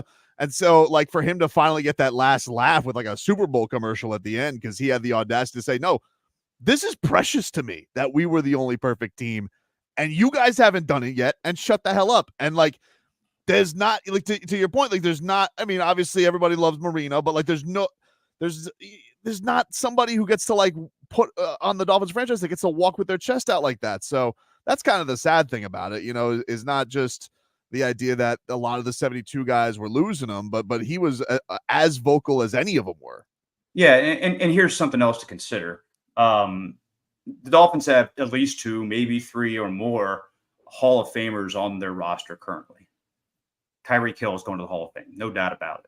Jalen Ramsey's going to the Hall of Fame, no doubt about it. Calais Campbell, borderline, and we'll see how the season goes. But are any of those guys, when they go to the Hall of Fame, going to be remembered for Dolphins? Like certainly Tyreek had 2 massive years. Maybe Tyreek. But even so, but to that point, is like maybe Tyreek, and yet these are the cornerstone players that you're supposed to have as the faces of your franchise. I mean, we don't know, but I don't think, Jalen Ramsey isn't going to be doing local radio in 10 years here. Like that, it's just a totally different dynamic. And all of these people that cycled through the media ecosystem after they got done playing open restaurants in town. Like how many different Dolphins-centric restaurants are there in South Florida? How many of them have opened under, current or new players in the last 25 years, though? And I think Cam Wake's restaurant would be terrible. It'd be nothing but kale smoothies. You would get nothing delicious at Cam Wake's. No, you're getting water with ice, and you're gonna like it. Okay, that's it. That's all you're getting. Yeah. So, but I do think it's something that they've been fighting against for a very long time, and I know the stadium. Like I was hanging out with the season ticket holder last night, and he was like, "Man, you wouldn't believe how expensive these tickets have gotten now. They've doubled in 7 years. Like the price of the tickets have doubled in 7 years." And so what you're doing, and again, I know they needed the improvements to that stadium, and I know they're putting that money back into the organization, locker room upgrades, everything you need to do to have, a top tier franchise. I get it, but if you're making it harder to get to the games, which ticket price increases are, maybe it makes it harder to go to the games for the common fans. The product is still uneven. Like what is, and there's, again, I think it's a bit overblown. Oh, there's so much to do in South Florida. I think there are so many different people in South Florida. That's really what it is. Like there's a beach all over the place. Like shoot, New York City has literally New York City. People forget this is a beach town. Okay. And there's way more to do in New York than there is in South Florida. They're still passionate about their Giants and Jets in a way that I don't think they are about the Dolphins. And I think a lot of that is just a transient nature of South Florida. But I also think a lot of it is the Dolphins have become less accessible, and they've become harder to get to because of, they shrunk the size of the stadium. The ticket prices have gone up. And so you're getting a lot of people who buy the season passes to go to 4 or 5 games, and they sell the rest, and they often sell the rest to opposing teams. And this is, doesn't have much to do with today's Seahawks game, but I do think it's like when you see the rating numbers aren't great for the Dolphins, and all these things that point to, hey, what's going on with this franchise? I think it all gets back to the fact that for 25 years now, really for 25 years, it's been and I think you're going into this game today feeling a little bit again because of the situation with the quarterback. Bingo. I know we're up against it, Tobin, but Bees, you nailed it. 24 years of not winning. Because guess what? The Heat, their ticket prices skyrocketed during the Big Three era, but they had a face of a franchise who was able to win before, and then they continued winning. And the Dolphins, arguably the face of their franchise over the past 24 years would have been Tua Tagovailoa. Mm-hmm. You don't know if he's going to be out there. That's hard to continue to sell to people when you're 24 years without putting a winning product on the field. Yeah, and let's see. Hopefully they show up and have a good effort today. I'm not counting them out by any stretch of the imagination. I think this is a game they can win. But long term, that concussion last week was really tough for this franchise, both on the field and off. Adam Beasley, go follow his work, Pro Football Network. Thanks for the time, man. Appreciate it. All right, guys. Take a break. More to come here on Game Day Uncensored after this. Talk saves lives.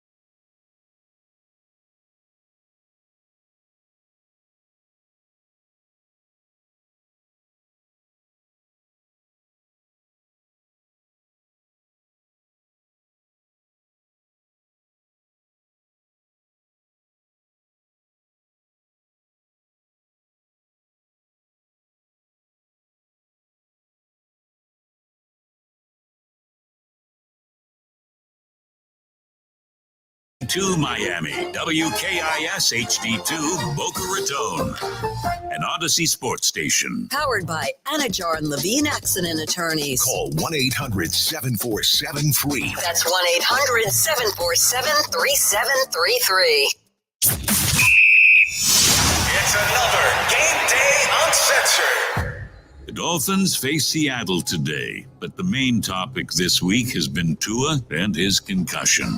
This past week, he was put on IR. Mike McDaniel shared his thoughts. We do the very best for the organization that we can. Realistically, that's something that, as Chris and I have worked together, we've had these, you have these situations each and every year, the entire year of, all right, well, we don't, what do we know? And what's the best thing for all people involved? Skyler Thompson will get the call and the ball at quarterback. Jalen Waddle says the Finns have confidence in him. Yeah, I've seen Skyler play before. He's real confident. We're coming in his ability. He played with a lot of swag out there, so it's going to be fun. I'm excited. We're going to find out if Skyler can win in just a bit. Dolphins and Seahawks coming up. Time to discuss it on Game Day Uncensored, the pregame show for real Miami football fans. Tobin and Solana with Omar and Beasley.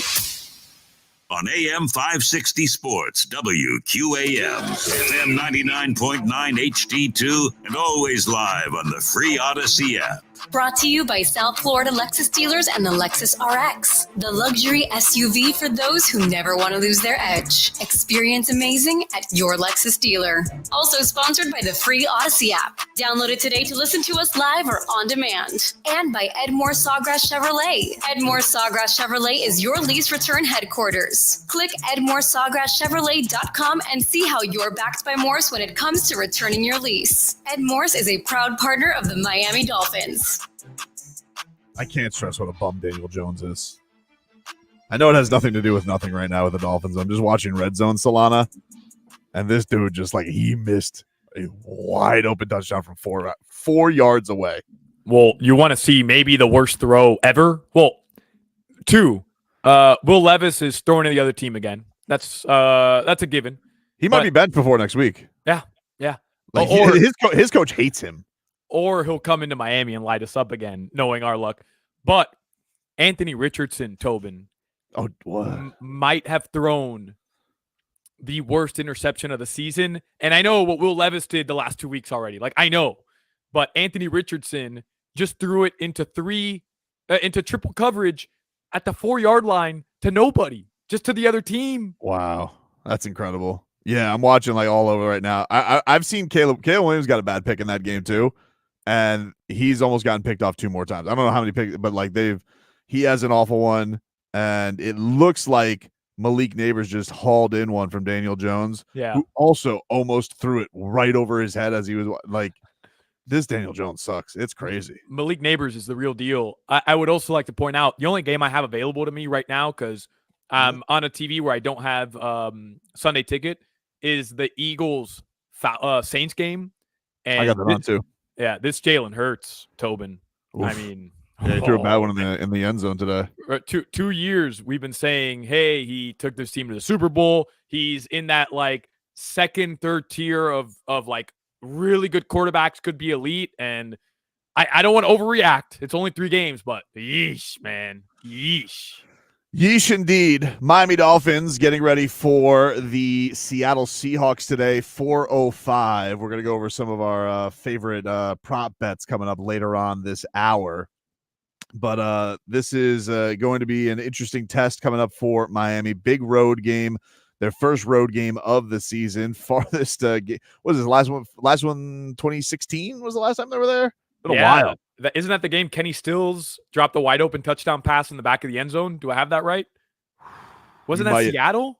Was that was Adam Gase leaves Jay Ajayi home, yeah? Yeah. Week 2. Jay Ajayi home. Week 2. Kenny Stills dropped a wide open touchdown pass. I think that was Seattle. I think you're right. I think you're spot on, dude. And the Dolphins ended up, I think, losing that game because they lost that game. And then, of course, Jay Ajayi goes off as their best player that season. And Adam Gase decided one game, I don't want you.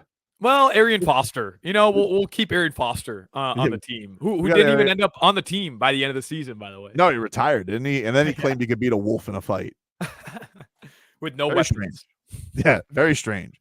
Very strange. But let's hear a little bit from your Miami Dolphins leading into this one. We talked with Adam Beasley. Appreciate Bees joining us.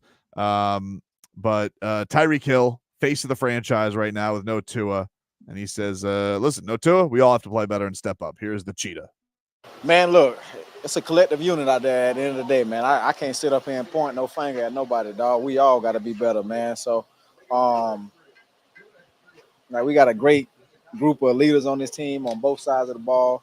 And we got a heck of a football coach, so no excuses for none of us, man. So that's the way I look at it. Yeah, it's definitely one of those things where, you know, we've talked a lot about the number 3 guy behind those guys, and we're all waiting for Odell to come back, and maybe Ezukama has something coming. But yeah, man, they got to get something out of those two today. And you hopefully, I don't know if this works exclusively with only Tua playing, but we have the great Kevin Harlan on the call today for CBS. And that man and Cheetah seem to have some kind of a connection together. So maybe we get the delicious He's Got Hill today. I mean, I hope that's the case, that Skyler Thompson can connect and Kevin Harlan doesn't go home sad. If you're a backup quarterback in the NFL and you're stepping into this position, I mean, there aren't many worse or better situations to be stepping into. I mean, you got Tyreek Hill to throw the ball to. So I hope so, man. I hope the Kevin Harlan effect, comes into play here. But Tobin, I think overall, he's right about how the team collectively has to step up because, look, we can talk about Tua. We can talk about Skyler today. We can talk about that. But the reality is even the one win this team had, they just haven't looked great. No, overall, as a product, like you're one forced fumble away from being 0-2 without your starting quarterback. It's true, but it's also, I think we could go around the NFL, and I think that so many games are close. I get anybody who wants to say that. There's very few dominant performances to go to. And I thought that against Jacksonville, they played a great second half. They had some clutch plays. They came through. You get the win. I mean, like, take the win and be happy. Like, let's not be caveat Cowboys. And I know it's not just you. I know the Dolphin fan wants to be that, but let's not be like, well, you know. Trust me, every week, I think that people can look to a game-changing play. Your bigger point is correct about look around that locker room. Who could really, other than Devon Achane, who could feel proud of themselves with what they put on, what product they put on the field? I'd put more of it on the coaching and the offense than I would the defense, but the defense, even Zach Sealer said it this week, like, we got to step it. We can't give up 50-yard touchdown runs to James Cook. You know, we have an opportunity to corral Josh Allen. We still can't get it done. He's still, when push comes to shove, is going to make the big time play and break our back. So yeah, you just hope today is one of those days where like this can be some kind of a rallying point for everybody and that just collectively they all play better. But I think that if Cheetah and Waddle can start that tone, I think that goes a long way. I think your best players, your captains, your star, your highest paid guys, when they make big plays, I feel like the trickle down is huge for everybody. Yeah, and look, I get what you're saying, Tobin, right? Like, it's easy to sit here and say, hey, they haven't played great, but they won a game. Like, you're right. I'm not disagreeing. And I even told you going into the Buffalo game, I liked the way that the Dolphins won that week 1 game because it kind of showed me, hey, things aren't going to go your way. You're going to be able to get out of it and overcome that adversity. The problem is it didn't translate to week 2. You know, it didn't translate. And that's what worries me. But through 2 weeks, you haven't put the product on the field that I think a lot of us were expecting. That's all I'm saying, right? Like, there was so much hype coming into this season. I'm happy with squeaking out wins, but this was supposed to be more than that, and they haven't proven it. And obviously now you're in a totally different situation. And you know, we talked about this in the lead up, how much what they put into that game, and it almost felt like if they lost that game and got killed, which they did, that no other game was really going to feel like it meant anything. Yeah. Up until the Bills game again. But that was with the caveat we thought, hey, Tua was going to be your quarterback. Correct. Now you, in a strange way, have this opportunity.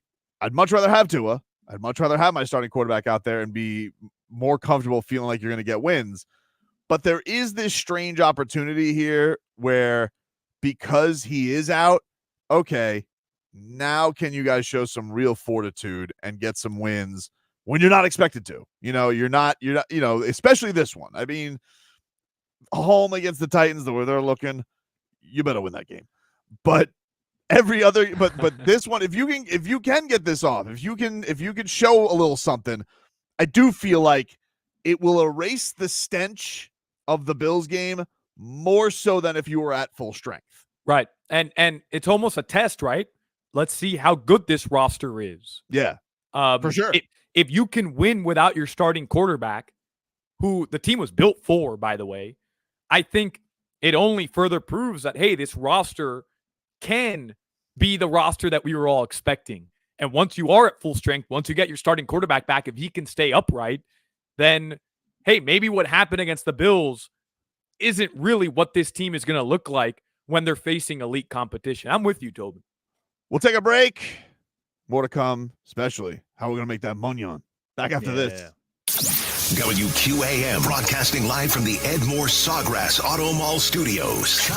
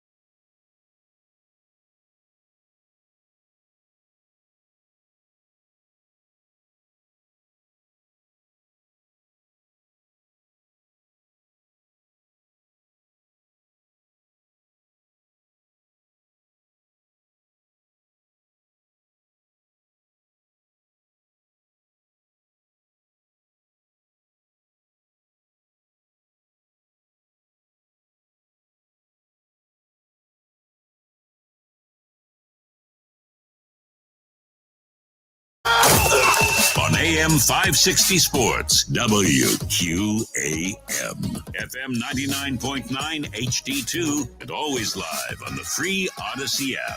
Brought to you by South Florida Lexus dealers and the Lexus RX, the luxury SUV for those who never want to lose their edge. Experience amazing at your Lexus dealer. Also sponsored by the free Odyssey app. Download it today to listen to us live or on demand. And by Edmore Sawgrass Buick GMC. No matter where you lease your vehicle, bring it to Edmore Sawgrass Buick GMC, your lease return headquarters. It's all a part of being backed by Morse. Click EdmoreSawgrassBuickGMC.com, a proud partner of the Miami Dolphins. All right, welcome back, everybody. It's Game Day, Uncensored here. 560 WQAM. Brendan Tobin here with you, alongside Alejandro Solana, being produced by the great Dan Day, who you guys will be able to hear on Game Day Uncensored post-game starting at 7 p.m. today as we get set for Dolphins and Seahawks from Seattle. From Seattle is where we get going today. A quick look around the NFL right now, as most games are about hitting halftime right now, Solana. The Giants have gone up 21-7 on the Cleveland Browns, which my guy Leroy Horde has to be beside himself angry at this game. Oh my God. I kind of take delight in that, by the way. Of course. I mean, who doesn't? Look, he already got Michigan beating USC yesterday. He's not going to get a double weekend. The Packers, you mentioned Will Levis. Oof, they may be the worst team in the league right now. I mean, there's the Carolina Panthers, so I can't say that, but they may be the worst team in the AFC. They are losing right now 20-7 to Green Bay. You have the Colts up 7-0 on the Bears as they have about 30 seconds left in that first half. The Vikings are on top of the Texans 14-0. CJ Stroud trying to lead a last-second drive right now. 21 seconds left in the first half there. The Saints and the Eagles are in a defensive struggle right now. 3-0, though. New Orleans still on top. So nobody saw that coming, right? There's been some critical errors by the Eagles. The Eagles probably should have more points, but they keep yakking all over themselves. Steelers trailing the Chargers right now 10-7. Justin Herbert was questionable in this game, very questionable going in with a messed up ankle, but he is balling out right now. 12-16, 125 yards. He has a touchdown. So they're on top, and the way that Pittsburgh's offense usually rolls, that may be enough. And then how about Justin Fields, though? How about Justin Fields, 14 of 17 in this game? Through one half, he's thrown the ball 17 times. That's crazy to me. I mean, it's only for 104 yards, so it's like Jarvis Landry numbers. But, that's crazy to me. And considering how they win games, they kind of have the Chargers right where they want them. And then probably the most surprising result of today right now, the 0-2 Denver Broncos up 2 scores on the Tampa Bay Buccaneers. They are up 20-7 at Raymond James right now. So not a good week for Tampa football between them and USF last night. My God, Cam Ward's so good, dude. Oh my God, is he good? Are we are we buying in? Like we're all the way in on I'm not saying it. Okay. But man, I am having fun watching the Canes. He is better than I could have ever expected. And I had high expectations. He is better than I could have expected. He's, I think, 1,000 plus 1,000 right now to go number 1 overall in the draft on Hard Rock. And Tobin, the Canes, little Miami news, have moved up to number 7 in the latest AP poll. Wow. Oh my God, so good. Not gonna say it though. I'm not gonna say it, Solana. Okay. But what I am gonna say is it is time for us to get to some players to watch, which is brought to you by the Lexus RX, the luxury SUV for those who never want to lose their edge. Experience amazing at your local Lexus dealers, and let's watch them with a little segment we like to call Porpoise Props. It's time for... I don't know about you, but that looked like money. Porpoise Props. Hopefully you didn't jinx us. Props. All right, Solana. When you have a football voice, you better make some money. So, here's what we got, Solana. All right, here's what we got. Now, the number one thing everybody wants to know is, Tobes, Are you going to still stick with Julian Hill anytime touchdown after he failed you last week? It could have been the only good thing that happened for me on Thursday Night Football, Solana, and he dropped 2 touchdowns. However, of course, we got to ride that pony again. We're going back to new George Kittle. Julian Hill. Now, this number's really shrunk. This is now currently standing at plus 900 for Julian Hill anytime touchdown. But I got it on Thursday at plus 2,000, Solana. He's got stone hands. I don't know if I should do this. This seems like I'm throwing away money every single week. Dan Day agrees. It's stupid. But, Dan, I'm a man of character, and I said I was going to bet Julian Hill anytime touchdown every single week, so I'm going to do it. Is that Skyler Thompson's safety blanket right there? Or I don't think so. No. I don't think so. But I have to do it. I have to do it, Solana. Funky things happen, though, when you throw in a backup quarterback. Tobin, we rode River Craycraft every game last year. I held firm with you on that. I lost a lot of money with you on that, and I promised you I'd ride with you on Julian Hill anytime touchdown every game this season. But I jumped off the ship, brother. I'm sorry. I'm gone. I'm done. I'm sorry, brother. But I'm done. Can't do it. I don't know if I can blame you, dude. He really disappointed me last week. I'm like, it was right in your hands. Why? Anytime touchdowns. Here's what we got. We have Devon Achane. He is minus 105, the Dolphins' favorite. Tyreek Hill, almost pushing 2-1, Solana, just for the cheetah to get into the end zone at plus 180. Jalen Waddle, plus 275. Jeff Wilson, plus 375. Any of those wet your whistle? Do you have somebody in mind today for anytime touchdown? Yeah, I mean, well, why not Jalen Waddle, right? We did the same thing last week, though. All the attention's going to be on Tyreek. I could tell you why I like Jalen Waddle, but I really think Skyler's going to throw the ball a lot today. I'm not saying he's going to throw it 40 times, but I think it'll be between 20 to 28 times today. And he's been throwing to Waddle for 3 years. He's been throwing to Tyreek for 3 years in practice. He has to have some chemistry with these guys. I like either of those, Tobin. I really do. I don't think the Dolphins are going to score 3 points or 3 field goals in this game. I think they're going to be able to score some points, whether it's 17, whether it's 20. We're going to see some touchdowns today from the Dolphins offense. Eric Ezukama, who I don't know if is active yet, but he's plus 1,100 for anytime touchdown. If anybody is intrigued by the old dynamic duo. If you're betting Easy E anytime touchdown props today, go ahead, 1-800-ADMIT IT as well right after. Okay. Oh man, Tobin, I gotta tell you, you had Skyler today on rushing. So here's what happened. Hawk was all in on Tua Tagovailoa over rushing prop, right? And we got it week 1 at 2.5. Easy. Paid out at halftime. Last week it was at 4.5. Another easy one. He got it. Obviously didn't end great. But Skyler Thompson, it was at 7.5 on Wednesday. And we all kind of talked ourselves into it. I put it in a full unit. But then yesterday it dropped to 6.5. That's what I'm saying. And I said, you know what? If I liked it at 7.5, I got to like it at 6.5 too. I put the rest of my money in my Hard Rock account. All of it. I have 0 balance right now. Oh, no. On 6.5 over rushing yards on Skyler Thompson. So I went all in on this. I liked it at 7.5. I liked it at 6.5. I went all in. You mentioned that. I threw that into a parlay for me. I got a 4-leg parlay here today. All Dolphins positives, okay? Okay. Here's what I'm going with, Solana. I got it to plus 1,400, this 4-leg parlay. I got Skyler Thompson over on the rushing yards, over 6.5. Devon Achane, anytime touchdown. I like it. Okay. He's the spark. Jalen Waddle, over 41.5 yards receiving. Doesn't seem improbable. No, I like that. And the cherry on top, I am going because of his inspirational Instagram post this week. Over a half a sack for Jalen Phillips against the Seahawks. That 4-leg parlay pays plus 1,400.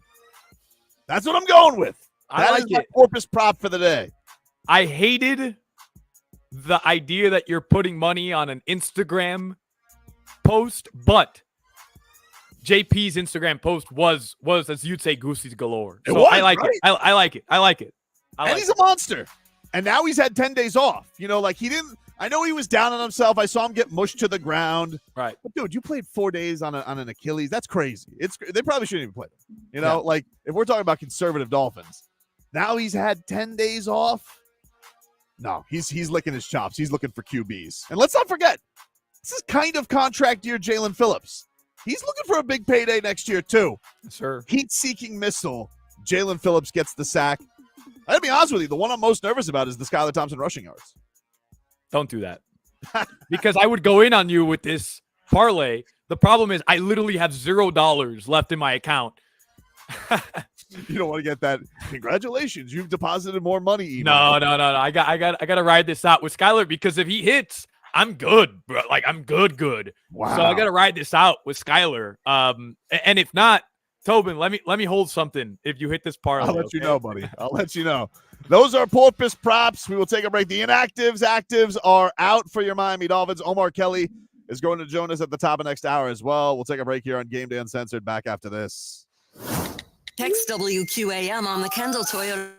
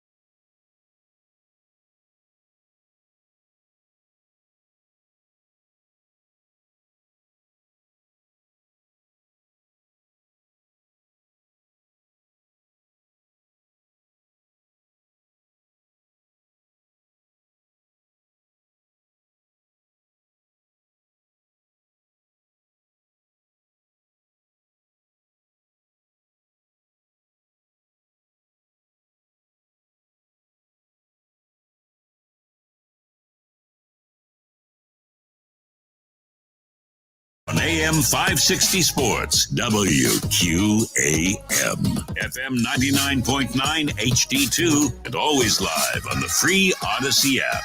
Brought to you by South Florida Lexus dealers and the Lexus RX, the luxury SUV for those who never want to lose their edge. Experience amazing at your Lexus dealer. Also sponsored by the free Odyssey app. Download it today to listen to us live or on demand. And by Edmore Sawgrass Chevrolet. Edmore Sawgrass Chevrolet is your lease return headquarters. Click EdmoreSawgrassChevrolet.com and see how you're backed by Morse when it comes to returning your lease. Ed Morse is a proud partner of the Miami Dolphins. Welcome back, everybody. It's Game Day, Uncensored here, 560 WQAM. Tobin and Solana here with you, taking you up until kickoff of week 3 of the NFL season. Miami Dolphins have released their inactives. Here's Solana. Let us give everybody here the list.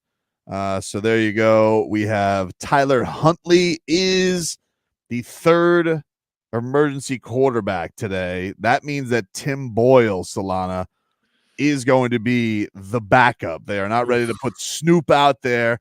There's not going to be any Snoop package, nothing like that. There's not going to be no Snoop and score, nothing like that, Solana. So what do you make of that? Are you disappointed at all? I'm a little disappointed. I kind of want to see Snoop. I know it's irresponsible, probably. Yeah. I mean, I'm disappointed because, I like the idea of a little Snoop package. Just give me something.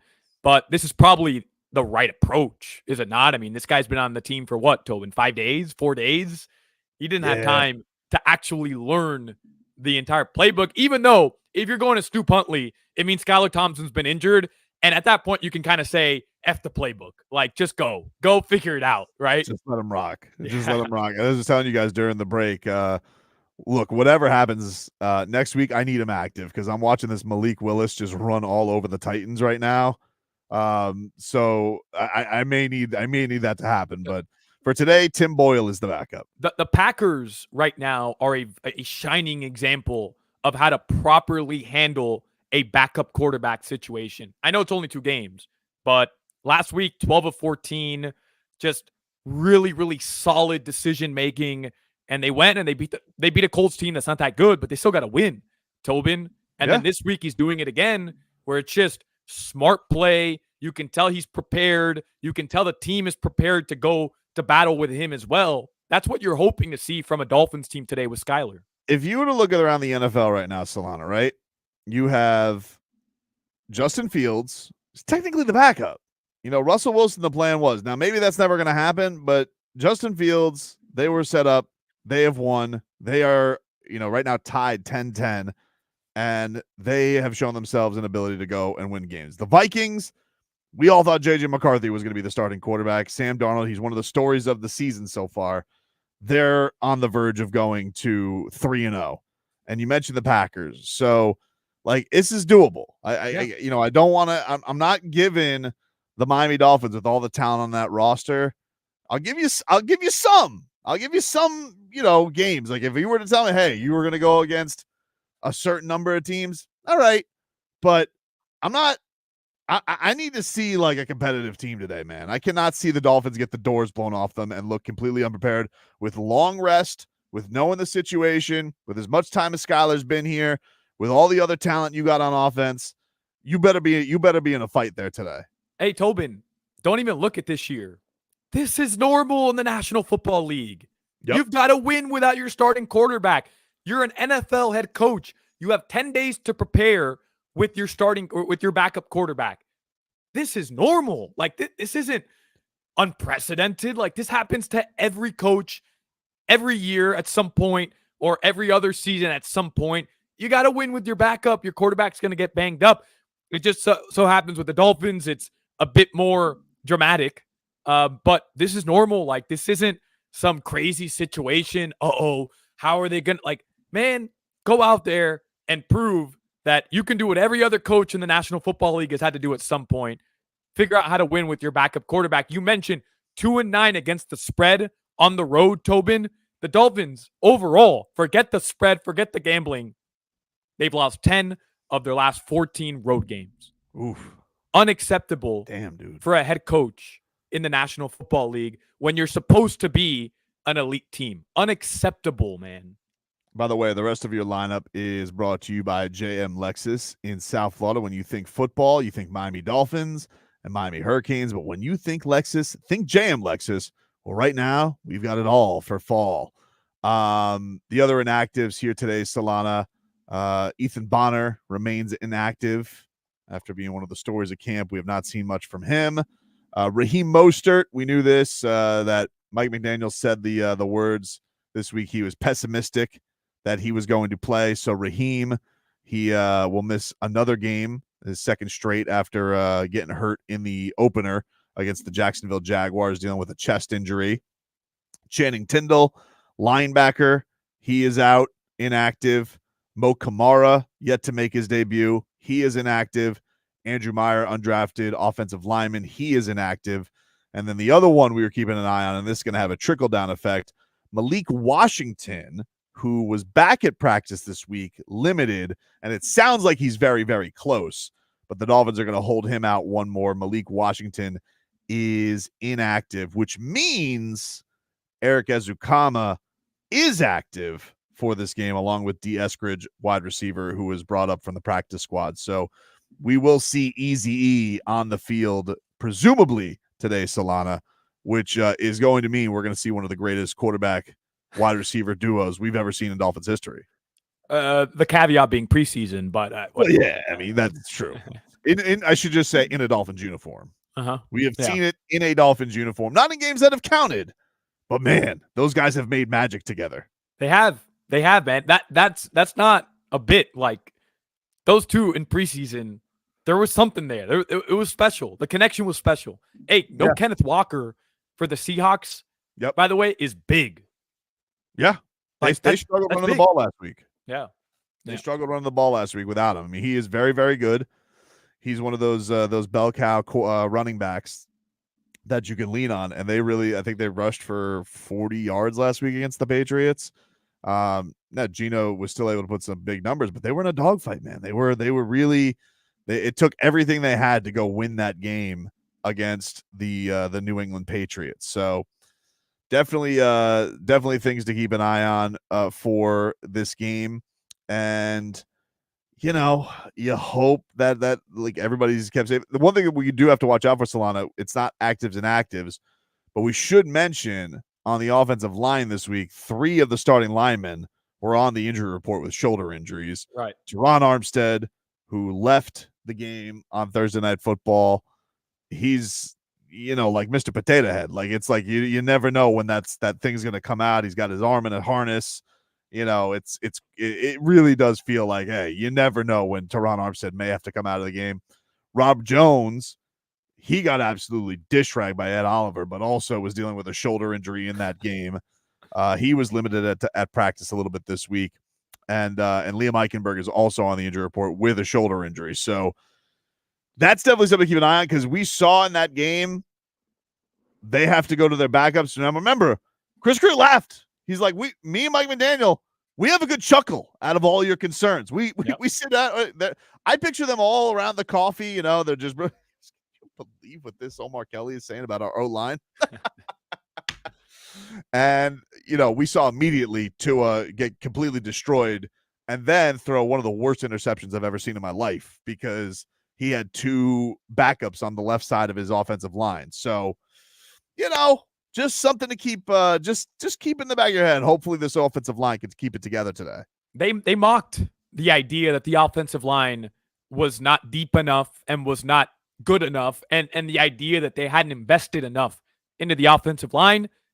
You ask anybody outside of injury concerns before the season, what's the worst position group for the Miami Dolphins? I think everybody unanimously would have told you the offensive line. And yeah, you saw it the other day. This is another good opportunity for Chris Greer's unit, Mike McDaniel's unit, to show, hey, that was an anomaly. We're as good as advertised by our GM and head coach. I'm still not buying into it, Tobin. I'm not, truthfully. I think that's a much deeper conversation that we could have at another point in the season, the lack of resources put into that offensive line. But we'll see today, because as Bees told us, even though I'm not fond of the idea of running the ball and just, trying to move the chains that way too much today, you need a healthy offensive line if you're going to move the ball on the ground throughout the game. By the way, a little update as I have Red Zone channel in here, Solana. The Minnesota Vikings, Sam Darnold. Is that his third touchdown pass, Dan Day? I think that's his third touchdown pass of the day. They have just gone up 20 or about to go up 21-0 on the Houston Texans. Crazy, man. Yep. That is crazy. Yeah, he has 3 touchdown passes, 13 of 19, 152 yards, and they're shutting out the Houston Texans. Sheesh. Crazy. Oh, wow. And then crazy interception getting thrown. It hit like 4 people. I'm looking at Chargers, Steelers right now. It hit a Charger, a Steeler, a Charger, a Steeler, a Charger, and it's picked off by a Charger. So that was wacky. But we'll give you a score update coming on back. When we come back, the Miami Herald's Omar Kelly. He will join us. He has been exploring Seattle. He is going to be boots on the ground here today for his first Dolphins road game back with the Miami Herald as a Miami Dolphins columnist. So we'll talk to Omar and get more into this Week 3 matchup coming up next on Game Day Uncensored. Football coverage on 560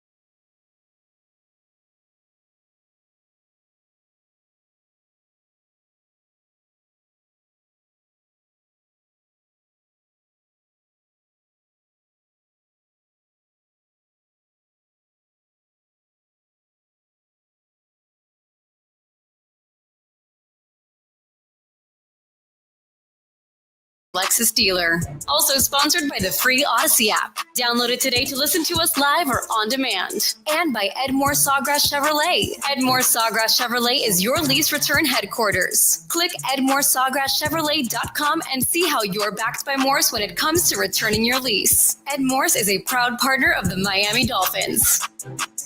And welcome back, everybody. It's game day, uncensored here, 560 WQAM, getting you ready for Dolphins and Seahawks in about an hour's time. We have the 1 o'clock slate going on right now.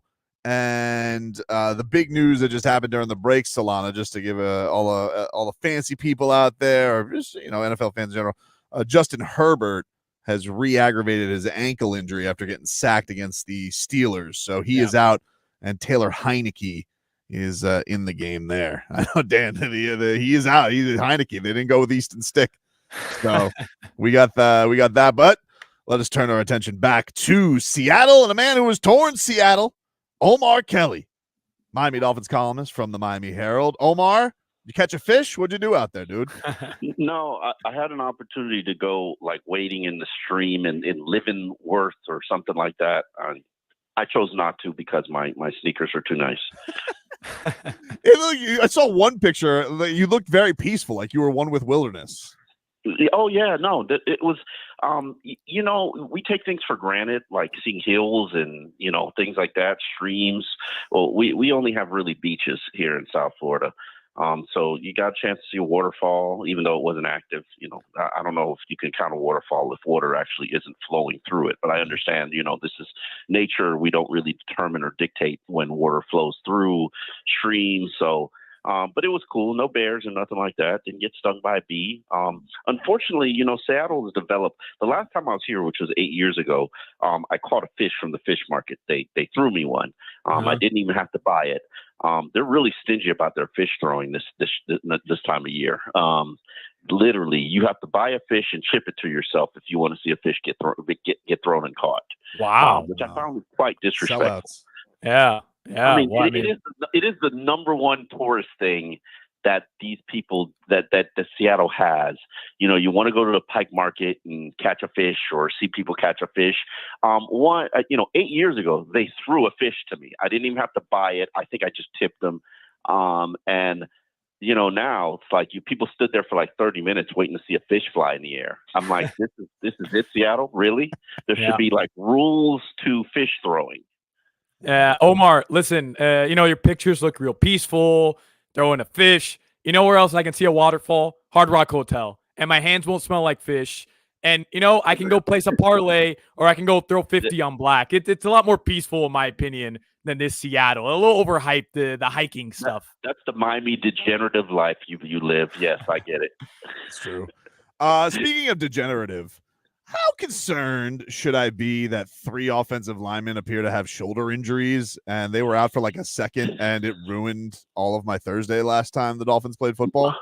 Might ruin all of your season too. Don't play like it doesn't. That's my, I don't know what Skyler's going to do. I don't know what kind of quarterback he is. I don't know how good Mike is as a quarterback whisperer. And, everybody has this theory that any quarterback can run this offense. This is such a quarterback friendly offense. And Tua is a product of the system, which none of this I believe.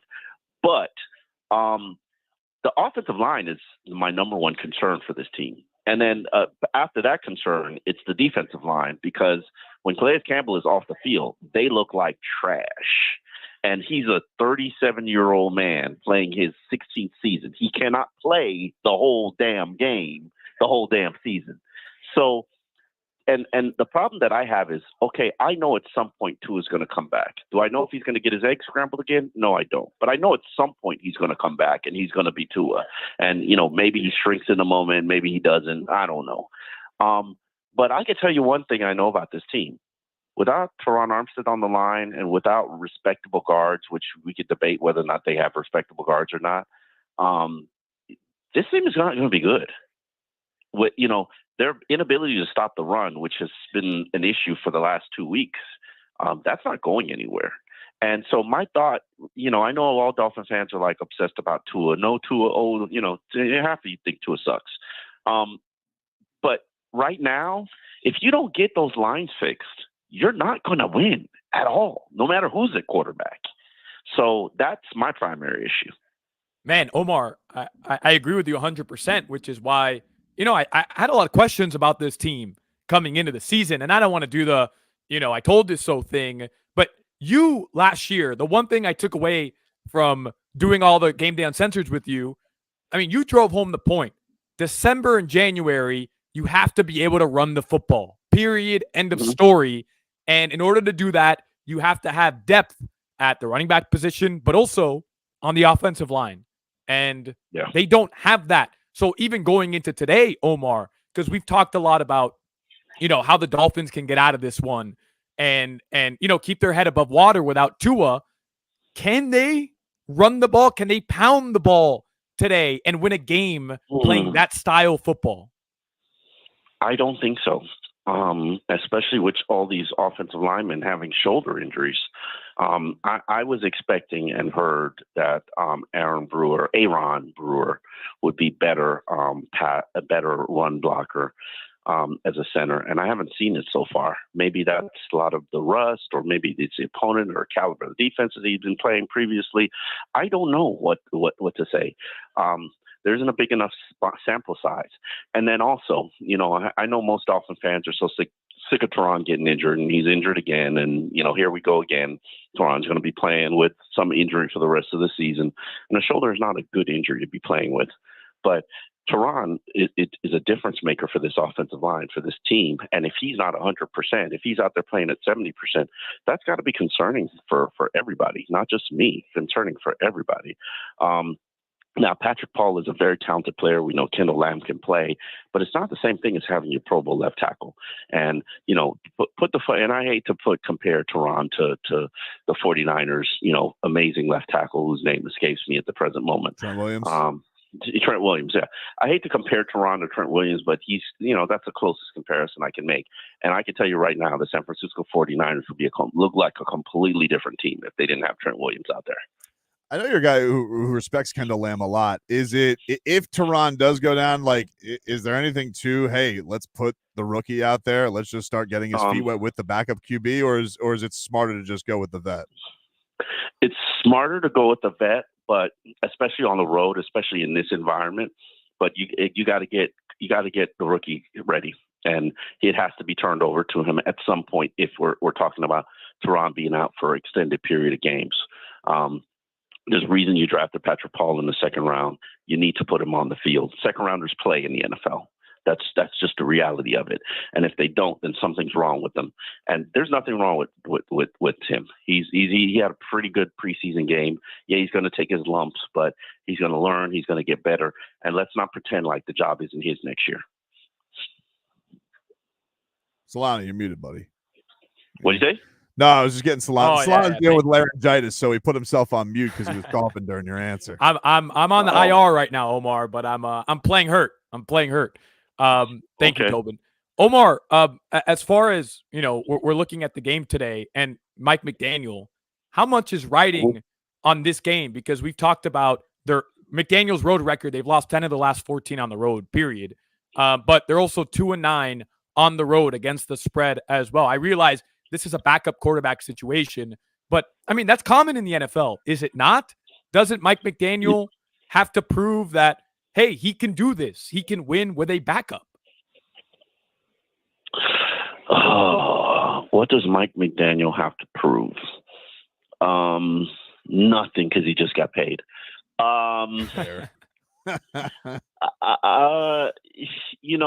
To me, this game is on leadership. And that doesn't just include Mike McDaniel. That includes the veteran leaders, the Jalen Ramseys, the Calais Campbells, the Zach Thomases, the even the Raheem Mosterts, the Teron Armsteads, the Tyreek Hills. Your leaders, your best players, they need to step up. Everybody has to give you 15% more than what they had previously been giving you in order to make up for Skyler being out there. And I want to say this about Skyler because, I have had to defend Skyler against his own fan base all week by pointing out to people, you don't know what Skyler is or what he can be or what he can do. You guys have not seen him. Now, yes, I've seen him more than you've seen him, and it's okay. But also, there's a qualifier there where I've seen Skyler with the third string wide receivers or second string wide receivers, mostly third string because it's usually second string elevated up by injuries, or third string elevated up by injuries. I've seen him with the backup offensive line. I've never seen him, not a rookie, out there with starting talent or starting offensive line, or Tyreek Hill and Jalen Waddle and Jonnu Smith and the top running game. Yeah, everybody's evaluating him based on how he looked as a green, inexperienced rookie who was the number 3 quarterback put in there because of injury and forced to finish the season, or he can't even adjust to the speed of the game, doesn't really know the offense, and has no timing or chemistry with wide receivers. Yeah, just about everybody except for Brock Purdy looks like trash in that situation. Now, the question is, how much will 2 years of development help Skyler look more like an NFL quarterback? Now, if he doesn't look like an NFL quarterback, then what the hell are we doing? We know we're sitting here wasting time. We know we're sitting here, just twiddling our thumbs because you should have been in a better situation than you are. And I think they are, because that's why they cut Mike White. Mike White is a proven number 2 quarterback in the NFL. He's shown you he's competent. He can keep you in games, but Skyler beat him out. And that wasn't even up for debate. Hell, you guys know we did the show last year, and I told you Skyler beat him out last year, but he wasn't going to get the job because of Skyler's money. Well, okay. I personally like guys who keep what they kill. They earned it. And Skyler has earned that number 2 job. Now, the question is, will he perform like he's a guy who should be holding the clipboard, or will he perform like he's a guy who's got some upside as a quarterback in the NFL? And I don't have the answer to that question yet. I don't, but neither does any other Dolphin fan. We did get the answer that they are going to give, I guess, Erica Zukama a chance today, and that's his safety blanket. That's that duo in preseason. That's Montana Rice, Omar. Come on, that's his safety blanket. I'm going to tell you something that we haven't put in print, but Eric Uzakama's battling like plantar fasciitis, so he could barely even run. And that's why he's really on the practice squad. That's why he had a disappointing training camp. Plantar fasciitis, for those who've ever had it, man, and especially when your job is to run.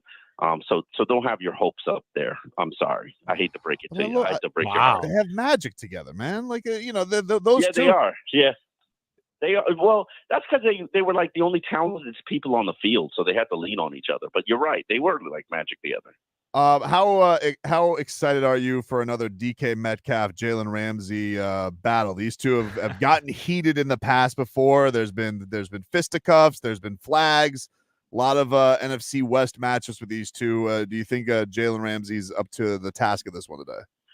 You know what?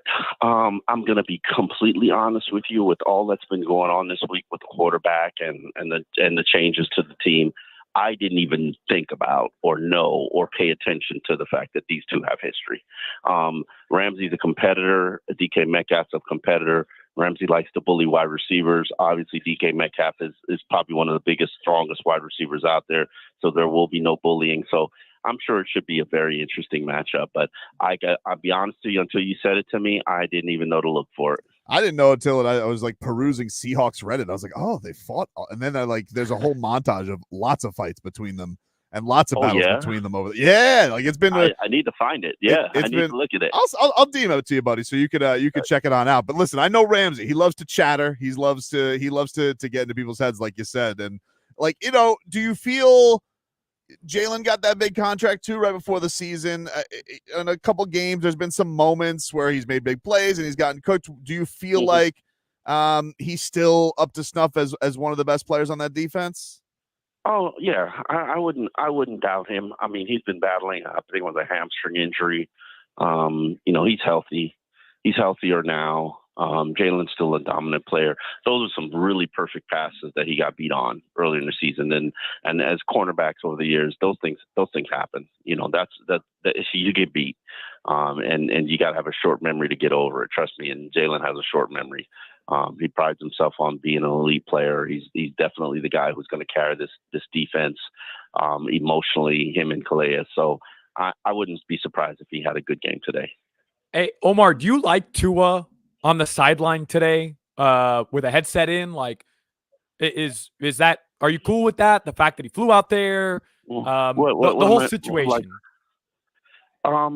Here's how I address the whole situation. And I truly do believe this.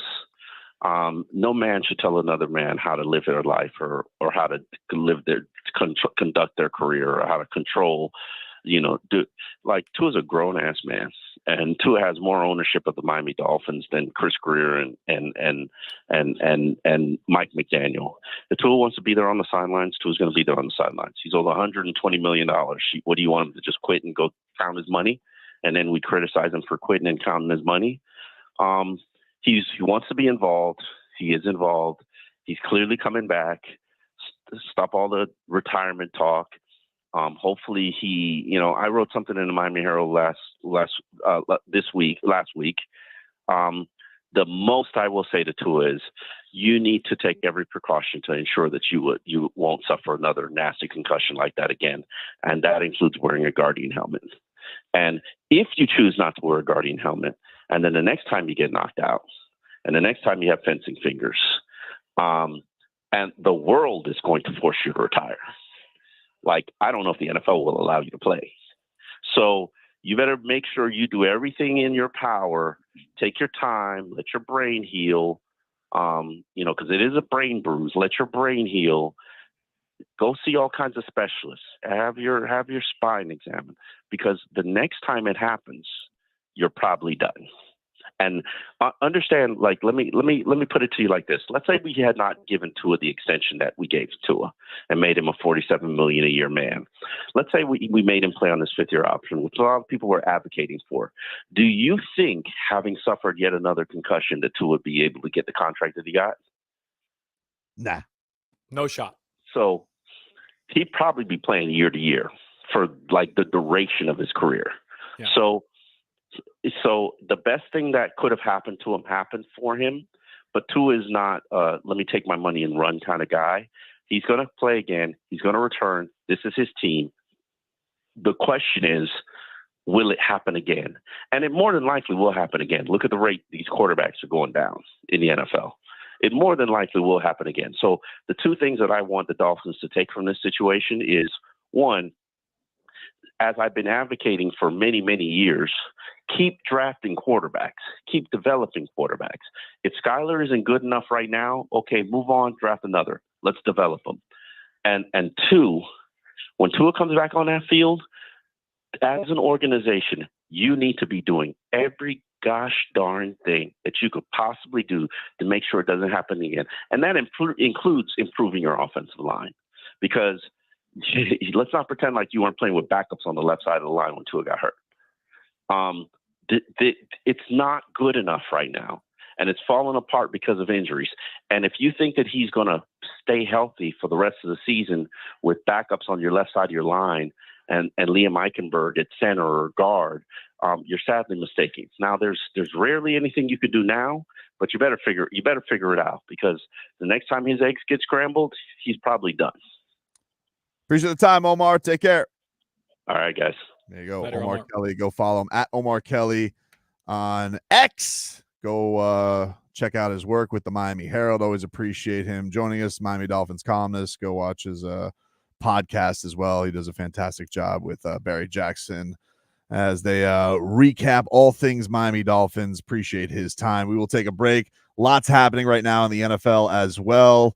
We just had a breakthrough in the Eagles-Saints game we'll tell you about, and more to come here. Game Day Uncensored, getting you ready for Dolphins and Seahawks. Back after this. WQAM, broadcasting live from the Ed Moore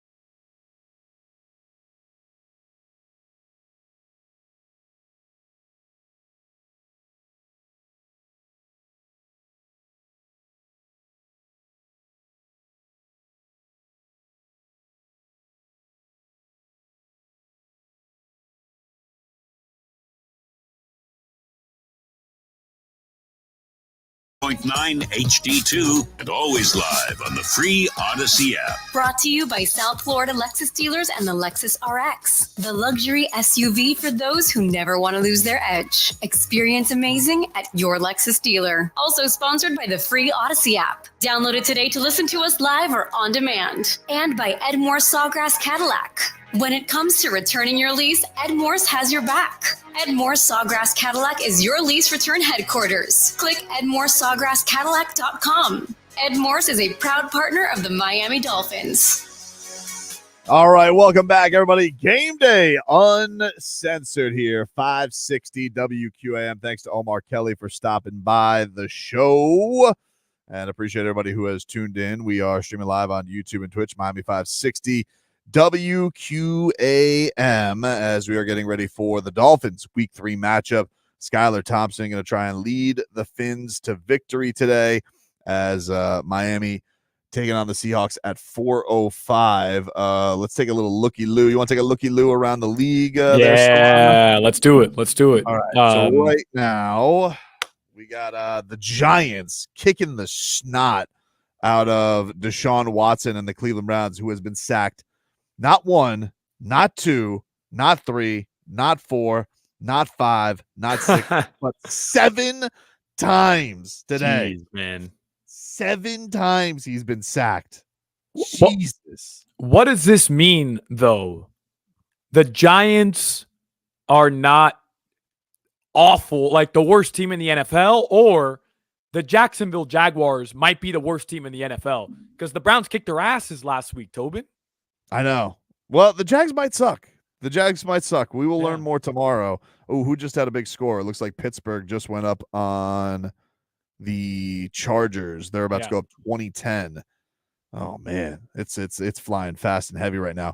While we were talking to Omar, Saquon Barkley had a big touchdown run, and the Philadelphia Eagles went up on the Saints, which this game I think a lot of people thought was going to be a bit of a scoring fest, and it is not. It's 7-3 right now with the Saints starting to drive down the field. The Derek Carr just got New Orleans in the red zone, but they're short. It's 4th and 6. Yeah, so they got a choice here. Big onions. Are they going to give the ball back to Philly? Nope. Looks like they're going to kick the field goal. Still a lot of time left. 10 minutes left. So they will try and go within a point here, sending their kicker up to line this thing up. This should be a chip shot for them. Tobin, I dropped the Eagles defense in like every league and picked up the Buccaneers defense. They're going up against Bo Nix. I mean, come on. Of course. And Alvin Kamara and the Saints looked unstoppable. They had scored on every single offensive possession through week 2. Every single one. I understand. Are you nervous, Dan? You as a big Saints fan, like, what are you feeling right now with your Saints? I'm catching that L. 10 minutes. You got plenty of time. 10 minutes. Listen, never discount Nick Sirianni and how he'll screw this up. Yep. All right. Close game, 4th quarter. This is where he poops the bed. Yep. This is where he poops the bed. Oh man, Philly's gonna go up and smoke if they lose this game again, man. Another close one. Oh yeah. The Green Bay Packers are up 27-14 on the Tennessee Titans. Malik Willis today. I mean, this guy, 202 yards in the air with a touchdown, 73 yards on the ground with a touchdown. He has, there was a lot of talk that Jordan Love was maybe going to be in here for this game. He does not. Malik Willis, complete classic revenge game against the team that drafted him. Yep. Classic revenge game. And right now they are up 27-14, have the ball, 9 minutes left there, but a great job by Malik Willis against his former club. The best type, because Will Levis has kind of been a laughingstock through the first 2 weeks. He threw another bad pick today. It was a pick 6 versus the Packers. And Malik is just going out there and saying, oh, you chose him over me? It's a Jimmy Butler situation in Philadelphia. Like, oh, Tobias Harris? Yeah. Okay, Tobias Harris. All right.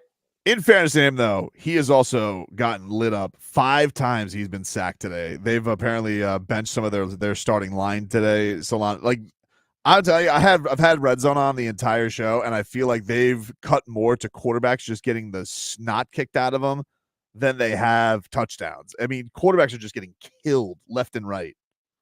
I don't know if that makes you feel better for Skyler Thompson today with a banged up offensive line. I'm just letting you know that's what's going on around the league today. It doesn't at all. Right now, you have the Colts up 14-3 on the Bears. Caleb Williams, he's had a couple of bad picks. Probably his best passing yard performance by far, but he has yet to put the Bears in the end zone. They're up 14-3 right now. They have the ball. Fourth quarter about to start.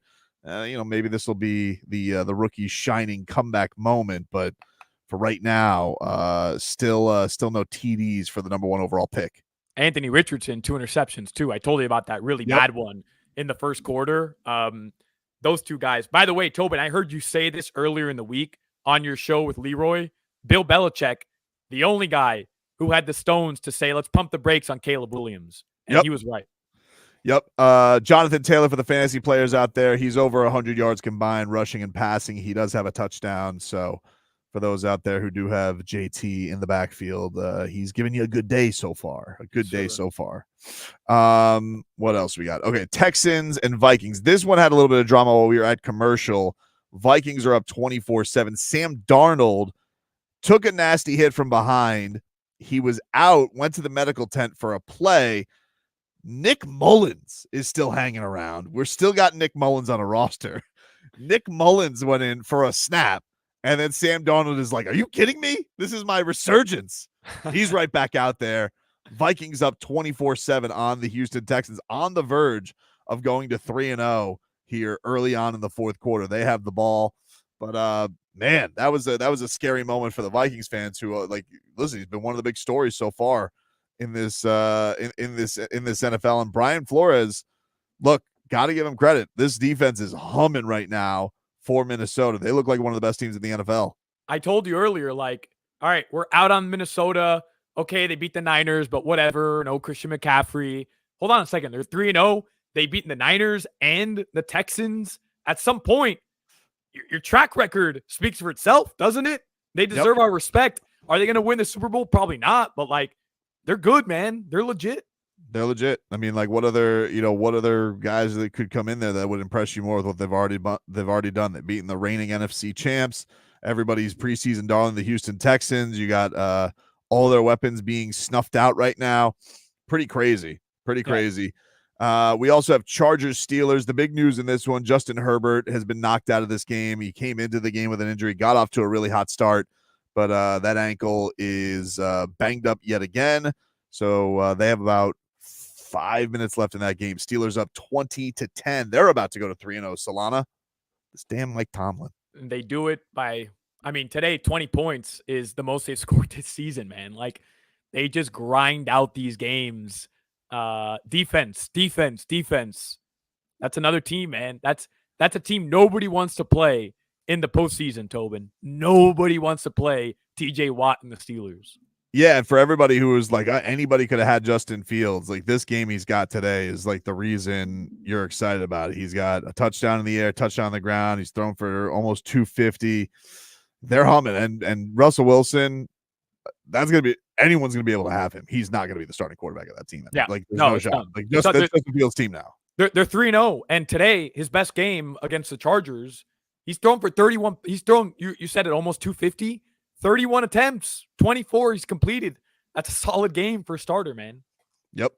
And then finally, as you mentioned, the Bucs right now, Broncos up 26-7. And that one looks like the Broncos going to have one of the bigger surprises of the week. They go on the road 0-2 to beat the Buccaneers. Bo Nix, with his best performance so far, it has not been a tough bar to jump over. But that is looking very much like the Broncos are going to get themselves a victory en route. Coming up later today, as we get ready for Dolphins and Seahawks, your late games also Panthers, Raiders. Oof. You have Ravens and Cowboys, big stakes game, 425. And then you have 49ers, Rams, Lions, Cardinals, and Chiefs, Falcons is your Sunday night game. So that is your slate right now. We'll take a break here on Game Day Uncensored, give some final thoughts, predict the game ball as we get ready for Dolphins and Seahawks from Seattle. Back after this. This hurricane season, keep it on AM5.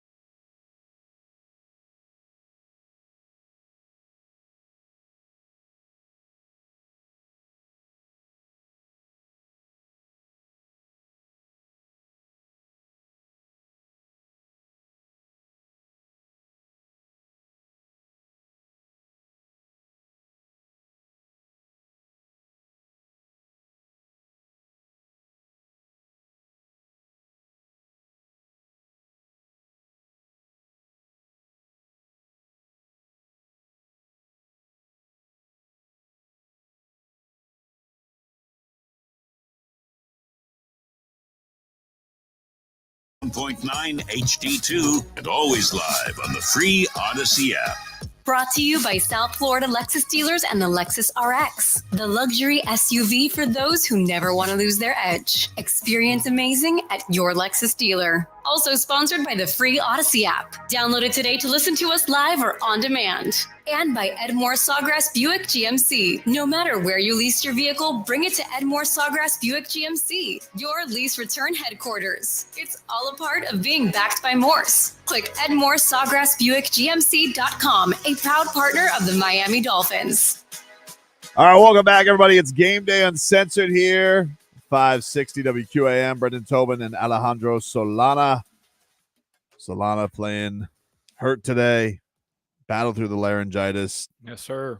Getting through it, buddy. Appreciate you getting through it today as we are getting you ready for Dolphins and Seahawks from Seattle. Solana, we do this before every game. We predict the game ball. Who do you think should the Dolphins win? First of all, do you think they're going to win? No. I'm sorry. I wish I could say yes. I don't think it's impossible, by the way. I'm not telling you that, this is some insurmountable situation that the Dolphins are in. I think they can win this game. If I had to put money on it, no, I would not bet the Dolphins to win this game. I don't know what I'm going to see from Skyler. I don't, period. Play wild card. Yeah. Yeah. And that's a scary situation coupled with a banged up offensive line. That's a scary situation going on the road against a team when your road record has been really, really bad in the McDaniel era. It's fair. It's completely fair. And look, I definitely can't guarantee the Dolphins win today. I do think they can win this game. I don't think that the Seahawks are juggernauts. I think they have a lot of talent all over the place, but I think that they've definitely gotten the soft rub to start this season. No hating on it, but I do think that's fair. And I do think without having their run game today, definitely makes things interesting. I do think you have an interesting conundrum with both defenses being known to each other. They've faced these systems. Now, Dolphins obviously a little bit of a different situation. They're bringing in a pretty green quarterback into this situation with the 12th man. It's one of the best home field advantages in the NFL. You think that, you think the Superdome, you think Arrowhead, maybe I don't know. I think those are probably the tops one. Atlanta, Lambeau in the winter. Yeah, Lambeau in the winter. But I'm just talking crowd noise. I think those are probably the ones that everybody goes to. If I'm missing one, then I apologize. But everybody knows, like the atmosphere in Seattle, if you allow it can get on the Dolphins. So I think today it has to be one of the two star receivers, and I'm picking Jalen Waddle to get the game ball today. I think Jalen Waddle, I think back to the last time this duo worked with each other, and I think Jalen Waddle let Skyler Thompson down. I think he let him down, and I think that he hasn't hit the end zone. We haven't seen a penguin dance yet. I think this is I think this is the day that we get it. I think that this is the two race cars. Enough of this nonsense. Oh, they're trying to. You think they haven't done that before? Nonsense. All right, go out there. You're two fastest receivers in the league. You're faster than everybody, and Skyler let it rip.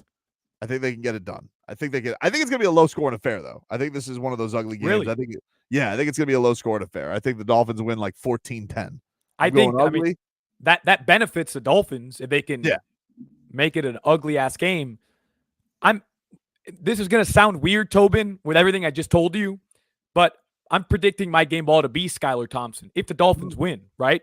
If they win, to me, he played a mistake-free football game, a clean football game, and he was able to find Waddle, Tyreek a couple times. He was able to put his team in a good enough position to go score points. That's the only way I think this team can win. I told you, I'm not confident in the running game because of the offensive line. I'm confident in the fact that you've had a guy for 3 years throwing passes to the two fastest receivers in the NFL, and you're going to be able to utilize them at least some way to give you a chance to win a football game on the road. So if the Dolphins win, my player of the game, my game ball, and honestly would go to Skyler Thompson. Sorry, I got distracted, Salon. Me too. I'm watching too. I got it right here. The Saints just went up, touchdown pass in the corner of the end zone. They're about to take the lead. Scored too early, though, Dan. They scored too early. I know. I don't want that touchdown. Yeah, they could have killed the clock and just kicked the chip shot field goal. That's right. They only need a field goal. But what are you going to do? You look, when you have a gunslinger like Derek Carr, you can't tell a gunslinger not to be a gunslinger. Yeah, he's got all of 135 yards today. You can't tell, but he's timely gunslinging. You're right about that. You know, Wait till Skyler Thompson gets the ball, though. Oh, we'll see. Other scores around the league right now. The Colts have the ball, 7 minutes left, but the Bears did make that a game. They're now within. They got a touchdown, first career touchdown pass from Caleb Williams to Roma Dunze. They were both fighting over the football because who wants to keep it for first touchdown ever, which is funny. But Scott Hansen said this on Red Zone. That's the first touchdown pass thrown by a first-round pick quarterback this year so far. Wow. Because Bo Nix only has a run today. That's crazy. Even though the Broncos are about to, they're salting away their win, so they're going to go to 1-2. The Bucs are going to drop to 2-1, and Texans right now they're down 31-7. That's going to take a pretty valiant effort for them to come back. Packers, they look at a good spot. They're up 30-14. The team that looking like they're did they just throw a pick? Did we just get a Deshaun Watson pick? Looks like we did. It was either a pick or a fumble. Classic. The Saints didn't convert on the 2-point conversion. Oh no! Saints didn't convert. 7-12. And what a brutal turnover by the Browns just now. Deshaun Watson hands it off to Jerome Ford right on the ground. On the ground. And the Giants recover. They had a huge pass down the field to Amari Cooper. They were marching, dude. Wow. That is tough. That is tough right there for the Cleveland Browns. Leroy Horde must be sick in his living room right now. Enjoy it, Leroy. Oof, that's tough. Right now, the Titans are trying to make this thing next week's Dolphins opponent. Will Levis, he just threw another pick. I'm sure his coach is going to love him for that one. So that puppy's about to be over. He just threw away. Benched, right? They're going to bench him. They might, dude. You know, who's their backup? They got because they just lost to their backup. So who is their backup right now? Oh man, I forgot. I got to look it up. No idea who the backup is. Let me see. Could be the backup bowl Monday. Let's see. Tennessee Titans. Mason Rudolph. What? Let's go. Oh man. Wow. Mason Rudolph. My God. All right. Wow. It's going crazy. Oh, poor Jerome. Hey, Tobin, speaking of poor Jerome, man. Hey, speaking of backup quarterbacks, you cool with Tim Boyle today over Snoop Huntley? Like the way it ended up playing out, you cool with it?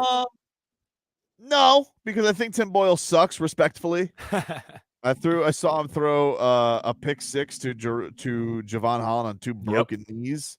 Yep. So I would rather have Huntley. I thought. See, here's my thing with Tim Huntley. The Tyler Huntley. Excuse me. I thought the whole point of having Tyler Huntley, and Mike McDaniel mentioned this, was he's come in for an MVP. So let's just say Skyler went in there today and he wet himself. I thought the whole point of having Snoop was, hey, this guy's been there before. He'll make something happen. Like, okay, you don't know your precious offense. He'll make something happen out of nothing. He's athletic. Let's go see what he can do. And, you know, like Mike McDaniel had this thing today where this week where he was like, it triggers me to say any quarterback could run my offense. And I'm like, all right, dude, whatever. But the point is, like, he's a better quarterback. Tyler Huntley's proven himself more than Tim Boyle has. Didn't Tim Boyle tell the broadcast crew last year, I don't know, I didn't even think I was going to be in the NFL? Like, and not like in an inspirational way. Like, he's legit surprised. So, I don't know. Fine. I think because I think if he goes out there and he sucks too, you know, Mike McDaniel might just pull the trigger and go Huntley anyway. It's not like he can't go to Huntley. Yeah, he just can't go the other two. He can't bring the other two back in. Right. I mean, my feeling here is it doesn't really matter because if Skyler has to leave this game for whatever reason, I mean, the Dolphins' chances are cooked, period. Probably. But yeah, there is never going to be a situation where I say, I like my backup quarterback being Tim Boyle. There's just never, ever going to be a situation where I'm comfortable with that statement. it's just weird. Like, and I get it. Like Mike McDaniel's like, yeah, we looked at it and I'm like, yeah, but it's always one of those weird things. Like if you bring in a guy and the only reference you really have on him is, oh, didn't he have like the goofiest play ever? To like, it'd be like Mark Sanchez coming in and being your starting quarterback. Like, oh yeah, didn't he fumble into an ass? Like, oh yeah, he's the guy who threw the fail Mary. That's what we remember him for. Yeah, so it's the only impression I have of him as a QB. So excuse me for being a little skeptical. Hey, Tobin, by the way, before we get out of here, I got to call you out, man. You're kind of a coward for not picking your game ball to Eric Ezukama. You let Omar talk you out of it.